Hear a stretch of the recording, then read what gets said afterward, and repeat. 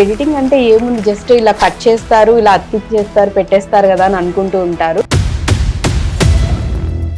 ఎన్నో మూవీస్ కి ఎడిట్ చేసి అంటే ఎడిటింగ్ వర్క్ చేసి ఎంతో మంది డైరెక్టర్స్ కి సక్సెస్ అందించిన ఆవుల వెంకటేష్ గారు మనతో ఉన్నారు. డిజిటల్ వచ్చేసిన తర్వాత అంతా ఓపెన్ అయిపోవడం వల్ల కట్ అండ్ పేస్ట్ చేసి అంటే ఒకదాని తర్వాత ఒకటి యాడ్ చేస్తే ఎడిటింగ్ అనుకునే దశ వచ్చేసింది. ల్యాప్టాప్ ఉన్న ప్రతి ఒక్కళ్ళు కూడా ఎడిటర్ అన్న ఫీలింగ్ లోకి వెళ్ళిపోతున్నారు. మామూలుగా ఫిలిం ఉన్న టైంలో ఎవరైనా ఒక ఎడిటర్ అవ్వాలంటే మినిమం 10 సంవత్సరాలు నేర్చుకోవాలి. ఒక కంపెనీలో పనిచేస్తున్నాను, ఒక ప్రొడక్షన్ అంటే ఆ ఎడిటర్ 10 సినిమాలు పనిచేస్తాడు ఎడిటర్గా. ఆ ఎడిటర్కి ఆ కంపెనీకి లేదా ఆ డైరెక్టర్కి గొడవ వచ్చినప్పుడు అతని తర్వాత ఒక అసిస్టెంట్ ఎవరో పనిచేస్తారో వాళ్ళని ఎడిటర్గా ప్రమోషన్ ఇస్తారు. ఆర్జీవి గారి గురించి చెప్పాలంటే మీరేం చెప్తారు? అప్పుడు ఇలా శివ తీసేటప్పుడు ఆయనకి ఏ ప్యాషన్ ఉందో, ఏ నాలెడ్జ్ ఉందో, దానికన్నా డబుల్ నాలెడ్జ్ ఉంది, డబుల్ ప్యాషన్ ఉంది. విలన్ వచ్చారు, హీరో కూర్చున్నారు, ఒక షార్ట్ చెప్పారు. ఆ షార్ట్ రెడీ అవ్వడానికి ఒక 20 minutes పడుతుంది. ఆ లెన్స్ మార్చడం కానీ, లైటింగ్ ప్యాటర్న్ కానీ ఏదో చెప్తారు. ఆ 10-20 minutesలో ఇప్పుడు ఆయనకి అంత వెయిట్ చేసే ఓపిక తగ్గిందేమో అనిపిస్తాను. జనాలందరికీ చూసే వాళ్ళందరికీ జేడి చక్రవర్తి గారు అంటే ఒక టాప్ మోస్ట్ హీరో. ఆయన హీరోగా యాక్టర్గా చాలా మందికి తెలుసు, కానీ ఆయన అద్భుతమైన డైరెక్టర్, సేమ్ టైం రైటర్ కూడా. ఓకే, ఆయన ఆల్రౌండర్. కమింగ్ టు అంటే ఎడిటర్స్ దగ్గరికి వచ్చేసరికి ఈ సినిమా హిట్టా ఫట్టా మీకు ఐడియా వచ్చేస్తుంది అంటారా? ఫుటేజ్ చూసాక మనకు అర్థమవుతుంది ఏదో రకంగా ఇంకొంచెం బాగా చేద్దాం, సో బెటర్ బెస్ట్ ఇద్దామన్న థాట్ ఉంటుంది. ఎడిటింగ్ వర్క్ నడుస్తున్నప్పుడు కూడా ఏమైనా డిస్కషన్స్ మధ్యలో అవుతూ ఉంటాయా? ఫస్ట్ సినిమా ప్రేమలో పవన్ కళ్యాణ్ మేడం అడిగారు, ఒపీనియన్ ఏంటని అడిగారు. నెగిటివ్ టాక్ రాకుండా ఉండాలంటే కనీసం కొన్ని షాట్లు ఉండాలని నేను లిస్ట్ ఇచ్చాను. కొత్త ఎడిటర్ పెట్టుకుంటే ఇలాగే అంటారని చెప్పేసి కొంచెం ఎమోషనల్ అన్నారు. అండ్ అలాగే ఇప్పుడు ఏఐ యూసేజ్ కూడా చాలా హ్యూజ్ అయిపోయింది. ఆటోమేటిక్ గా మనకి కావాల్సింది వచ్చేసే సిచ్యువేషన్స్ కూడా మారిపోబోతున్నాయి. సో దీనికి మీరేం చెప్తారు? అంటే మనకున్న వర్క్ ని ఏఐ ద్వారా చేయించడానికి ఎక్స్పర్ట్ ప్రాంప్ట్ ఇంజనీరింగ్ అనేది ఉంటుంది. ఆ ప్రాంప్ట్ ఎవరైతే అద్భుతంగా నేర్చుకుంటారో వాళ్ళే అప్పుడు ఎడిటర్స్.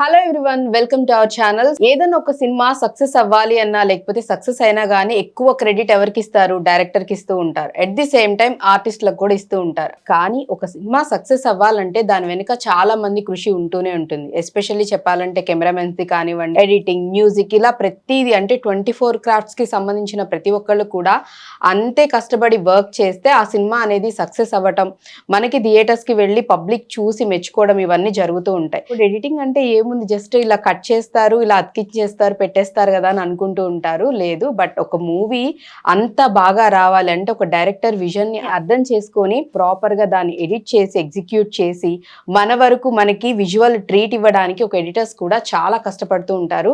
సో అలా ఎన్నో మూవీస్ కి ఎడిట్ చేసి అంటే ఎడిటింగ్ వర్క్ చేసి ఎంతో మంది డైరెక్టర్స్ కి సక్సెస్ అందించిన ఆవుల వెంకటేష్ గారు మనతో ఉన్నారు. సో వారిని అడిగి బోల్డని విషయాలు తెలుసుకుందాం. నమస్కారం సార్. నమస్తే అమ్మా. అసలు మీ ప్రయాణం ఎడిటర్ గా ఎలా స్టార్ట్ అయ్యింది? ఎందుకంటే కొంతమంది ఆర్టిస్టులను అడిగినప్పుడు చెప్తూ ఉంటారు డాక్టర్ కాబోయే యాక్టర్ అయ్యానని. సో అలా ఏమన్నా మీ జర్నీ కూడా అలా ఏమన్నా స్టార్ట్ అయిందా? అదే ఇండస్ట్రీలో ఏదో చేద్దామనే ఉద్దేశం అసలు ఎప్పుడూ లేదు. అసలు ఆ థాట్ లేదు, ఆలోచన కూడా లేదు. I'm good at education. అంటే ఇంటర్మీడియట్ లో మా మండలంలో ఫస్ట్ వచ్చాను. సో తర్వాత డిగ్రీ కోసం హైదరాబాద్ వచ్చాం. సిటీ కాలేజ్లో మనం మామూలుగా అప్లికేషన్ పెడతారు కదా, ఫస్ట్ లిస్ట్ లో ఫస్ట్ పేరు మందే ఉంటుంది. సో అక్కడ జాయిన్ అయిన తర్వాత ఉప్పుగూడలో ఉండాల్సి వచ్చింది. అంటే అక్కడ ఉండి డైలీ సిటీ కాలేజ్కి వచ్చేవాడు. అలా సిటీ కాలేజ్కి వచ్చి పోతున్న సమయంలో ఒక ఫ్రెండ్ పరిచయం అయ్యాడు కాలేజ్లో. సో మన మాట్లాడే పద్ధతి కానివ్వండి, మన ఆలోచనలు, సినిమాలు చూసి షేర్ చేసుకున్న విధానం బట్టి కానీ అవి చూసి నువ్వు సినిమాలోకి వెళ్తావా అని అడిగాడు. నేను నవ్వాను, సినిమాలోకి వెళ్ళడం ఏంటి అలాగా అని చెప్పాను. అంటే వర్మ గారి యూనిట్లోకి వెళ్తావా అని అడిగాడు. అప్పుడు వర్మ గారు అంటే అసలు మామూలు పీక్ లో లేరు ఆయన. సో నాకు తెలిసి అప్పుడు గాయం సినిమా జరుగుతుంది వర్మ గారిది. సో అతను అంటే నేను కొంచెం లైట్ తీసుకొని వెళ్ళిపోయాం ఆ రోజు. మళ్ళీ తెల్లారి నేనే అతన్ని అడిగాను, నువ్వు అన్నది నిజమేనా, ఏంటి? లేదు, నిజంగా జెన్యున్ గా నీకు ఇష్టం అంటే చెప్పు, నేను పరిచయం చేపిస్తానని చెప్పాడు. ఆ యూనిట్ లో అని చెప్పాడు. అంటే మీకు ఏమన్నా అప్పటికి ఐడియా ఉందా సార్ ఎడిటింగ్ వర్క్ ఏంటి లేదమ్మా, ఎడిటింగ్ అంటే ఇదని తెలీదు, కెమెరా అని తెలీదు, అసలు ఏం తెలీదు. సినిమా చూడడం వచ్చు, దాన్ని చూసాక ఏదో ఒకటి మాట్లాడతాం కదా అందరం, అలాగా జెన్యున్ గా మాట్లాడేవాడిని. అవి కొంచెం ఫ్రెండ్స్ కి నచ్చేది అంతే. రికమెండ్ చేస్తాడు, రికమెండ్ ఇన్ ద సెన్స్ వాళ్ళ అక్క గారు ఆ యూనిట్ లో అంటే మా ఎడిటర్ శంకర్ గారికి పరిచయం.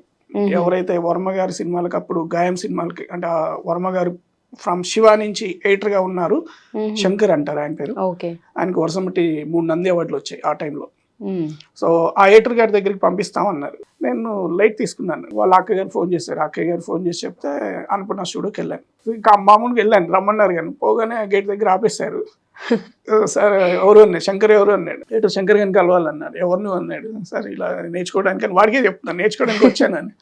వాడు నవ్వి ఇలా కాదని అంటే అప్పుడు మళ్ళీ ఎవరైతే నాకు పంపారో వాళ్ళకి ఫోన్ చేశాను.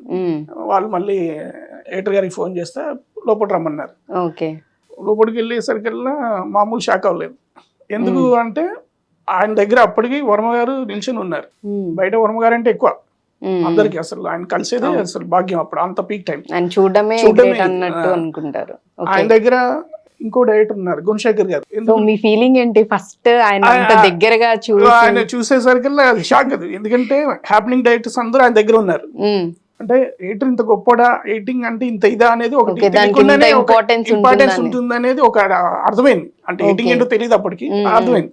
సరే నేర్చుకుంటా, ఎందుకు ఎడిటింగ్ నేర్చుకోవాలని అడిగాడు. నాకేం నా దగ్గర సమాధానం లేదు, నాకు తెలియదు కూడా.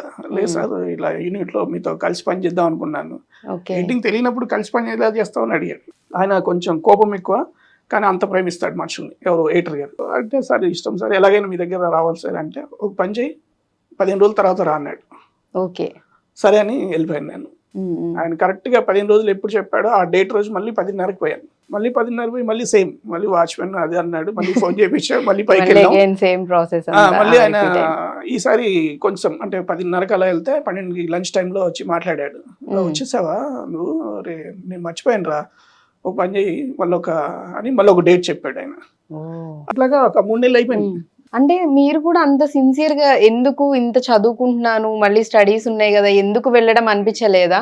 అనిపించలేదు, ఎందుకంటే ఆల్రెడీ ఫస్ట్ మీటింగ్ లోనే ఒకటి పడిపోయింది కదా. అంత పెద్ద డైరెక్టర్స్ ఇంపార్టెన్స్ ఉంది, సంథింగ్ ఎయిటింగ్ ఏదో ఉంది అనేది ఒకటి చిన్న అనిపించింది. సో ఏదేమైనా చెయ్యాలని ఆయన చెప్తున్నారు, ఆ టైంకి సిన్సియర్ గా వెళ్ళిపోతున్నాను. తర్వాత నాకు కూడా డౌట్ వచ్చింది, వీళ్ళు ఇలాగే అంటారులే పెట్టుకోరు అని చెప్పేసి నేను కూడా సైలెంట్ గా ఉన్నాను. లాస్ట్ టైం డిసైడ్ వర్కౌట్ అవుదని డిసైడ్ అయిపోయిన తర్వాత మళ్ళీ ఒక 1-2 నెలలు అయిపోయిందండి. అయిపోయిన తర్వాత ఒక రోజు మా ల్యాండ్ ఫోన్ ఇచ్చి వచ్చాను మా ఓనర్ది. ల్యాండ్ ఫోన్ కి మా ఎడిటర్ శంకర్ గారు అసిస్టెంట్ బుల్లెట్ అనే అతను ఉన్నాడు, అతను కూడా ఎడిటర్. ఇప్పుడు ఆయన ఫోన్ చేశాడు, అన్న అంటుంటాను నేను. ఫోన్ చేసి సార్ రమ్మంటున్నాడు అని అన్నాడు. సరే అని ఎప్పుడంటే ఏదో టైం చెప్పాడు, వెళ్ళాను నేను. వెళ్ళగానే శంకర్ గారు ఆయన అడిగారు, ఏంట్రా మొన్న 10 రోజుల క్రితం రమ్మంటే రాలేదేంటి అన్నాడు. అప్పుడు నేను షాక్ అయ్యాను, ఎందుకంటే అది నాకు కమ్యూనికేట్ చేయలే అక్కడున్న అసిస్టెంట్లు. సో అది జరిగిపోయింది. సరే వాళ్ళ మీద మనం కంప్లైంట్ ఇవ్వకుండా, సరే నా ఫోన్ మీద కలవలేనట్టు సరే మొన్నే ఫోన్ చేశాడండి బుల్లెడ్డి ఇలాగ అని చెప్పాను. సరే ఓకే వచ్చి అన్నాడు.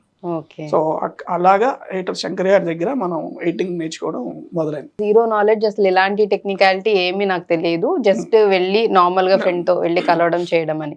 సో ప్రాపర్ గా ఎడిటింగ్ వర్క్ అంతా ఇది ఇలా ఉంటుంది వర్క్ అనేది ఫుల్ ఫ్లెడ్జ్డ్ గా నేర్చుకోవడానికి మీకు ఎంత టైం పట్టింది? యాక్చువల్గా మామూలుగా ఫిలిం ఉన్న టైంలో ఎవరైనా ఒక ఎడిటర్ అవ్వాలంటే మినిమం 10 సంవత్సరాలు నేర్చుకోవాలి. Minimum 10 years.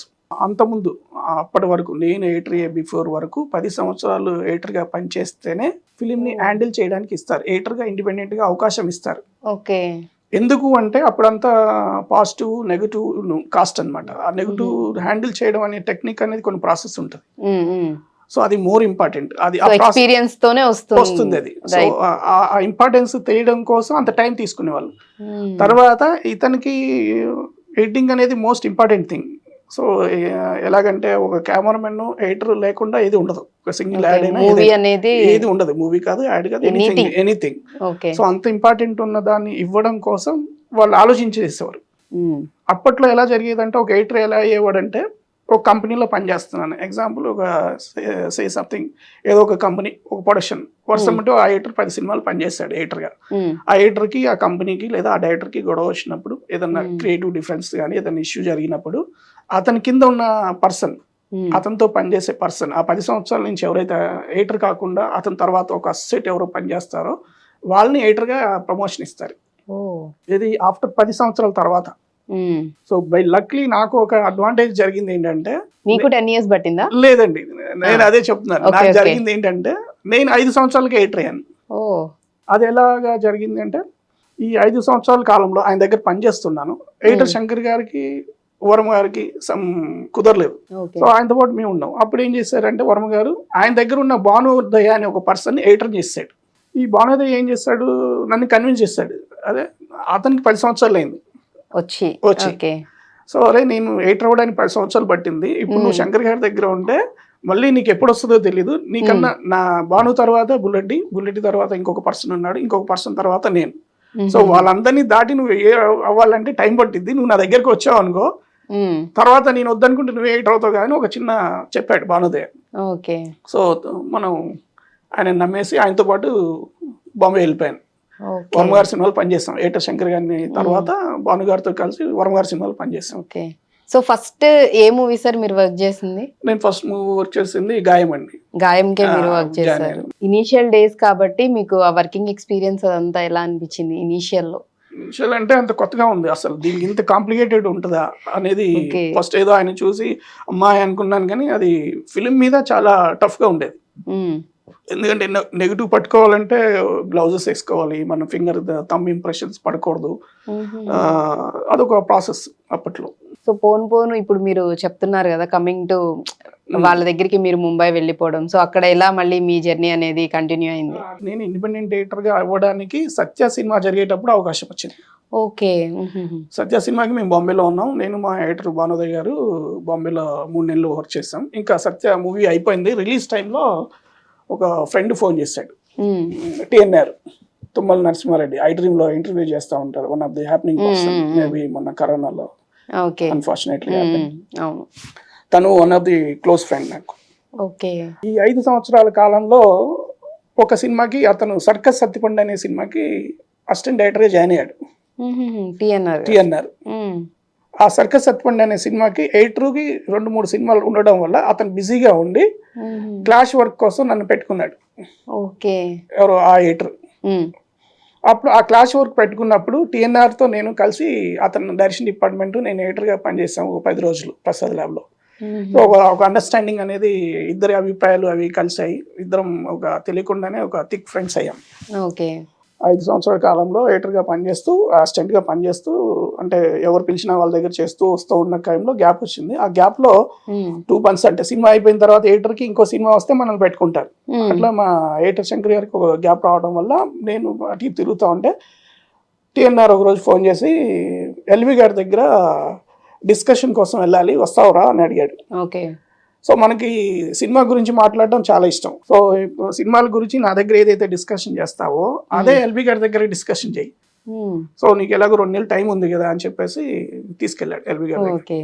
ఈవి సత్యనారాయణ డైరెక్టర్, ఆయన కావడి, శ్రీకాంత్ గారు హీరో, పేరు గుర్తురాట్లేదు సడన్ గా, ఆయన దానికి రైటర్ గా చేస్తున్నారు. సో ఆ 3 నెలల కాలంలో ఆయన దగ్గర పనిచేసాం. తర్వాత సత్య సినిమా స్టార్ట్ అయింది, బాంబే వెళ్ళిపోయాను. మళ్ళీ 3 నెలలు అయిపోయింది, 3 నెలలు సినిమా రిలీజ్. ఈ 3 నెలల తర్వాత ఇంకా 10-20 రోజుల్లో సత్య రిలీజ్ అనగా ఈ మన టిఎన్ఆర్ ఫోన్ చేశాడు. ఫోన్ చేసి అరే ఇట్లా ఒక సినిమా ఉంది ఎడిటర్గా అనుకుంటున్నామా, నేను డైరెక్టర్ చెప్పాను, నువ్వు చేస్తావా అని అడిగాడు. అరే ఇక్కడ బాగుంది కదా ఇప్పుడు మళ్ళీ ఎందుకు అని, లేదు చూడండి మా ఎడిటర్ని అడిగాను భాను గారిని. సరే ఇలా సినిమా వచ్చిందంటే ఏంటి అప్పుడే వచ్చిందా నీకు అన్నాడు ఆయన.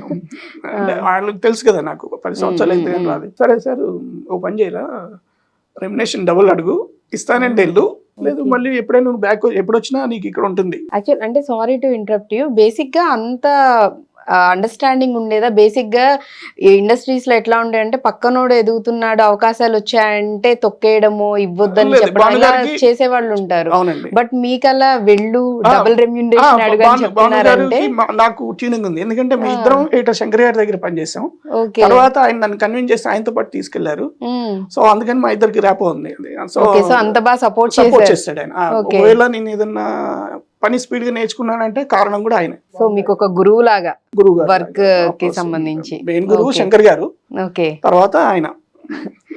ఓకే. సో ఫోన్ చేస్తాడు టిఎన్ఆర్ చేస్తే ఎవరు అంటే సానాయాదిరెడ్డి గారు అన్నాడు. ఓకే. సానాయాదిరెడ్డి గారు అని కానీ మా భానుగారు షాక్ అయ్యారు. అరే అప్పటికే ఆయన పిట్టల ధర తీశాడు, జై బజరంగ్ తీశాడు, 2 సినిమాలు హిట్. సో ఈయన అడిగితే ఈయన అన్నాడు సరే వెళ్ళరా అని చెప్పేశాడు. సరే బాంబే పక్క నుంచి బయలుదేరి వచ్చాను. రేపు ఓపెనింగ్ అంటే ఈ రోజు నైట్ కలిసాను ఆయన్ని. అప్పుడు అక్కడ రఘు అని వాళ్ళ మేనల్లుడు అది చిన్నమ్మ కొడుకు ఏదో అవుతాడు రఘు అని. వాళ్ళిద్దరు వన్ ఆఫ్ ద ఒక రీజన్ అనమాట మనకి ఆ సినిమా రావడానికి. సో రఘు ఏంటంటే జర్నలిజంలో గోల్డ్ మెడల్. సో సినిమా మీద కొంచెం ఫ్యాషన్ ఉన్నాడు. సో టిఎన్ఆర్ ద్వారా నాకు ఫ్రెండ్. టిఎన్ఆర్ అలా ముగ్గురం తెలియకుండానే ఒక సినిమా మీద ఒక ముగ్గురం బాగా ఇంట్రెస్టింగ్ ఉండేవాళ్ళం. సినిమా ఓకే అయింది, బాగుంది. తెల్లారి ప్రసాద్ ల్యాబ్ లో ఓపెనింగ్. సినిమా పేరు ప్రేమ వల్లకి. ఓకే. సో ల్యాబ్ లో ఎంటర్ అవుతుంటే ఆ సినిమాకి అంతకుముందు చేసిన ఆ సినిమా ఎడిటర్ అంటే సానాయాదిరెడ్డి గారికి పిట్టల దొరికి ప్రీవియస్ చేసిన ఎడిటర్ రమేష్ గారు అని ఆయన వాళ్ళ అసిస్టెంట్ ఎదురుపడ్డారు. మామూలుగా ఆయనకు తెలుసు మనం ఇట్లా కంపెనీలో చేస్తుంటాం. బామ్మ నుంచి ఎప్పుడు వచ్చావా అది ఇదని, ఏంటి మామూలుగా వచ్చావా అని అడిగారు. సరే ఓపెనింగ్ జరిగింది. ఆ టైంలో సానాయాదిరెడ్డి గారు దాదాపు ఒక 7 మందిని ఇంట్రడ్యూస్ చేశారు. ఓన్లీ ఎడిటరే కాకుండా Orikoppala Yadagiri songs lyrics, Gantadi Krishna music director, ఇట్లా 7 క్రాఫ్ట్స్ అని ఇంట్రడ్యూస్ చేశాడు. సో అందులో భాగంగా మంది చేస్తే అప్పుడు ఫస్ట్ టైం అందరూ షాక్ అయ్యారు. ఎందుకంటే 5 సంవత్సరాలకి వెయిటర్ ఏంటి అనేది ఒక ఇది వచ్చింది. ఆ టైంలో మీ ఫీలింగ్ ఏంటి సార్? అంటే ఎవరికైనా డ్రీమే, మీరు కూడా ఇష్టపడి వచ్చి వర్క్ నేర్చుకున్నారు. బట్ అందరికి 10 ఏళ్ళు పట్టింది, మీకు లక్కీగా 5 years లోనే అవకాశం వచ్చింది. బట్ అంతకు ముందు వరకు అసోసియేట్ గా ఉండి చేయటం వేరు, ఇప్పుడు ప్యూర్లీ అంటే ప్రాపర్ ఎడిటర్ గా మీ నేమ్ ని అనౌన్స్ చేయడం అనేది వేరు. సో ఆ టైంలో అసలు ఎలా అనిపించింది మీ ఫీలింగ్? చాలా హ్యాపీ ఫీల్. ఇంకా నేను అనుకుంది అయిపోయిందా, సో నేను కరెక్ట్ గా వెళ్తున్నానేమో అనుకున్నాను. ప్రెషర్ ఏమి అనిపించలేదా? ప్రెషర్ అనిపించిందండి ఆ సినిమా జరిగేటప్పుడు. సో అది కూడా మనం మాట్లాడుకోవాలి. వర్కింగ్ స్టార్ట్ అయిన తర్వాత ప్రేమపల్లకి ఎడిటింగ్ ఆ టైంలో. ఓకే. సో అంతవరకు నేర్చుకున్న ఎడిటింగ్ ఒక ప్రాసెస్ అయితే ఈ సినిమా వేరు. అంటే ఇది కొంచెం కమర్షియల్ కైండ్ ఆఫ్ సినిమా ప్రేమపల్లకి. సో ఆ సినిమా సినిమా రిలీజ్ అయ్యే వరకు ఒక కొత్త విషయం ఒకటి అర్థమైంది. ఏంటి అంటే అందరూ అంటారు 24 క్రాఫ్ట్ తెలిస్తే మనం అంత తెలిసేసింది అనుకుంటారు. కానీ 24 క్రాఫ్ట్ కాదండి, 25 క్రాఫ్ట్ తెలియాలనేది నాకు ఒకటి అర్థమైంది. ఆ 25వ క్రాఫ్ట్ ఏంటంటే అడ్మినిస్ట్రేషన్ థింగ్ అనేది తెలియాలి. మీరు కెమెరామెన్ అయినా, ఎడిటర్ అయినా, లేదా ఒక డైరెక్షన్ డిపార్ట్మెంట్ అయినా, ఎనీ టెక్నీషియన్ అవ్వాలనుకుంటే manage in the sense administrative. ఆ సినిమాలో ఆ కంపెనీలో ఎవరెవరు పనిచేస్తున్నారు అంటే కెమెరామెన్తో ఎలా ఉండాలి, డైరెక్షన్ డిపార్ట్మెంట్తో ఎలా ఉండాలి, మిగతా యాక్టర్స్ వస్తే వాళ్ళతో ఎలా ఉండాలి, మేనేజర్స్తో ఎలా ఉండాలి, ఇది అనేది నాకు తెలియాలనేది అప్పుడు అర్థమైంది. బట్ అవి అప్పుడు నాకు తెలియదు. సినిమా మనం ఎడిట్ చేయడం కన్నా అది కూడా తెలియాలని ఒక పాయింట్ నేర్చుకున్నాను. ఎంత నేర్చుకున్నా ఇంకా సంథింగ్ ఏదో నేర్చుకోవడానికి ఉంటూనే ఉంటుంది. కానీ మన వర్క్ సైడ్ కాకుండా కూడా ఇటువైపు కూడా తెలుసుకోవాలి అని ఒక పాయింట్ అనేది అర్థమైంది. ఇనిషియల్ స్టేజ్ లో అసలు వర్క్ నేర్చుకునేటప్పుడు ఇంకా ప్రెషర్ ఉంటుంది. ప్రతిదీ మనం తెలుసుకోవాలి, నేర్చుకోవాలి. కొన్నిసార్లు చెప్తారు, కొన్నిసార్లు మీరే చూసి నేర్చుకోండి అనే థింగ్స్ కూడా ఉంటాయి. సో అలాంటి సిచ్యువేషన్స్ కూడా ఏమన్నా మీరు ఫేస్ చేశారా? సత్యకి ఒకటి జరిగిందండి. సత్య సినిమా అప్పుడు ఓకే సత్యకి వెళ్ళాము, వర్క్ చేస్తున్నాము. అప్పుడు కొత్తగా సత్య మూవీలో గీలా గీలా అని ఊర్మిళ ఇంట్రొడక్షన్ సాంగ్ ఒకటి ఉంటుంది. అప్పటి వరకు ఏంటంటే సాంగ్స్ ఎలా తీసేవారంటే ఒక పల్లవి ఉంటే పల్లవి 4 లైన్లు ఉందనుకోండి, దాన్ని ఒక పేపర్ మీద రాసుకొని 2 యాంగిల్స్ తీసి పల్లవి ఫస్ట్ 2 లైన్లు ఈ వైడ్లో పెట్టుకుందాం, తర్వాత 2 లైన్లు క్లోజ్లో పెట్టుకుందాం అని 2 రకాల యాంగిల్స్ తీసి అలా షూట్ చేసేవారు సాంగ్ అంతా, ఒక పేపర్ ఒక ప్రాతిపదిక. ఓకే. కానీ వర్మ గారు ఆ సినిమాకి ఏం చేశారంటే, సత్య సినిమాకి ఒక సీన్ కానివ్వండి, సాంగ్ కానివ్వండి, యాక్టర్స్ ఎంతవరకు పర్ఫామ్ చేస్తే అంతవరకు కట్ చెప్పకుండా ఉండేవారు. ఓ. లైక్ ఇప్పుడు పాట మొదలైంది, ఆమె ఎంతవరకు యాక్ట్ చేయగలిగితే యాక్టర్ అంతవరకు కట్ చెప్పకుండా ఉండేవాడు. సో బీజిఎం స్టార్ట్ అవుద్ది, పల్లవి అయిపోతుంటది, అంతవరకు యాక్ట్ చేస్తుంటారు. వాళ్ళకి కట్టు అన్న వాళ్ళ ఓపిక, అంటే వాళ్ళ సో దానిలో ఇన్వాల్వ్ అయిపోయి వాళ్ళు ఎంతవరకు అయితే చేసేవారు అంతవరకు తీసుకో. అంటే అప్పుడు ఏమవుతుంది, ఎడిటర్ కి వర్క్ ఎక్కువ ఉంటుంది. ఇంకొకటి ప్రతిదీ ఇందులో ఉంటుంది, ఈ యాంగిల్లో ఉంటుంది, ఆ యాంగిల్లో ఉంటుంది, అన్ని 3-4 యాంగిల్స్ లో ఉంటుంది. పర్టికులర్ గా ఈ పోర్షన్ దీంట్లో తీసుకోవాలా అనేది ఒక క్లారిటీగా ఉండదు. ఓకే. ఆ క్లారిటీ ఎక్కడ రావాలి, అప్పుడు నోట్ చేసుకోవాలి షూట్ టైంలో. కరెక్ట్ గా కో డైరెక్టర్ విత్ మాస్టర్ ఇద్దరు అనుకొని దాన్ని డైరెక్టర్స్ ఏది వాడదాం అనేది రాసుకోవాలి. ఓకే, ఏది బాగా వచ్చింది, ఏది వాడుకుందాం, ఎగ్జామ్ గీలా ఇది ఒకటి వాడుకుందాం, వైడు పానీ ఇది వాడదాం, ఇట్లా ఏదో నోట్ చేసుకోవాలి. సరే, అదేదో మాస్టర్ అని కో-డైరెక్టర్ ఒకటి నోట్ చేసుకున్నారు, ఇది జరిగింది. అంటే ఓన్లీ వర్మ గారి దగ్గర అట్లానా, లేకపోతే నార్మల్ గా ఆ టైంలో ప్రతి డైరెక్టర్స్ అండి ప్రతి సాంగ్ అలా చేస్తారు, ప్రతి సాంగ్ అలా చేస్తారు, కట్ ఇక్కడ నుంచి ఇక్కడ వరకు అంతవరకే తీస్తారు. కానీ ఈ సినిమాకి మాత్రం ఫుల్ లెంత్ తీయడం మొదలు పెట్టారు. సో ఇప్పుడు ఎడిటింగ్ వచ్చారు. ఎడిట్కి వచ్చేసరికల్లా అక్కడ స్టీన్ బైక్ అనే ఒక ఎక్విప్మెంట్ ఉంటుంది, ఆ ఫిలిం మీద దాంట్లో వేస్తే అది అందులో రన్ అవుతూ ఉంటే మార్క్స్ వేసుకుంటాం, అంటే ఇక్కడ నుంచి ఇది వాడదాం అని ఉంటుంది. వర్మ గారి మైండ్ లో రకరకాల థాట్స్ వెళ్తూ ఉంటాయి. షూట్ చేసింది ఒకటి, ఎడిట్ టైంలో ఎగ్జిక్యూట్ చేసేటప్పుడు ఇంకోటి ఐడియా వచ్చేస్తుంది ఆయనకి. సో ఆ టైంలో ఆయన కొన్ని మార్క్స్ వేస్తారు, ఇది ఇక్కడ నుంచి పెట్టండి, ఇక్కడ నుంచి అంటూ ఉంటుంది. అలా కొన్ని మార్క్స్ పెట్టారు ఆ సాంగ్కి. అది అయిపోయింది. సో అది అయిపోయిన తర్వాత అది ఫిలిం ని మళ్ళీ మార్కింగ్ అయిపోయిన తర్వాత టేబుల్ మీద వెళ్ళి కట్ చేయాలి. కట్ చేసి సీక్వెన్స్ రెడీ చేయాలి. సో అలాగా టేబుల్ మీద ఎడిట్ చేస్తూ ఉంటే అక్కడ మాస్టర్ ఎడిటర్ గారు మా భాను గారు కూర్చున్నారు. సో ఇక్కడ ఈయన మార్క్ చేసిన దానికి అక్కడ వాళ్ళు పేపర్ మీద నోట్ చేసుకున్న దానికి డిఫరెంట్గా ఉంది. ఎడిటర్ భానుగారు కాబట్టి ఎడిటర్, మాస్టర్, కో-డైరెక్టర్ ముగ్గురు వాళ్ళు చీఫ్ పొజిషన్ లో ఉన్నారు కాబట్టి వాళ్ళు ఒక నిర్ణయం తీసుకొని ఏదైతే పేపర్ మీద రాసుకున్నారో అది కట్ చేశారు. ఓకే. సో ఇక్కడ చెప్పిందే ఓకే చేసుకున్నారు. ఇక్కడ ఏదైతే వర్మ గారు మార్క్ చేసుకున్నారో అది జరగలేదు. వర్మ గారు చెప్పింది జరగలేదు. ఆయన మార్కులు వేసింది జరగలేదు. కానీ ఆయన దృష్టిలో మార్కులు వేసి దాన్ని నోట్ చేసుకుంది నేను కాబట్టి, నేను మార్క్ చేసుకున్నాను కాబట్టి సాయంత్రం ఆయన చూడడానికి వచ్చారు. వాళ్ళు కటింగ్ అయిపోయింది, సాంగ్ చూడడానికి వచ్చారు. వచ్చి చూడడమే జస్ట్ ఇలా స్టార్ట్ చేశారు, చూసి ఆపేసి ఇంకా క్లాస్. ఓకే. అందరి ముందు అప్పుడు కొంచెం పెద్దలు వచ్చారు, ప్రొడ్యూసర్స్, అక్కడ భరత్ అలాంటి బాలీవుడ్ పెద్ద ప్రొడ్యూసర్స్ వచ్చారు. ఆయన చూపిద్దామని తీసుకొచ్చారు. వాళ్ళ ముందు కొంచెం అన్నాడు. అప్పట్లో మనకు కొంచెం ఎంగదే కొంచెం కోపం కూడా ఉండేది.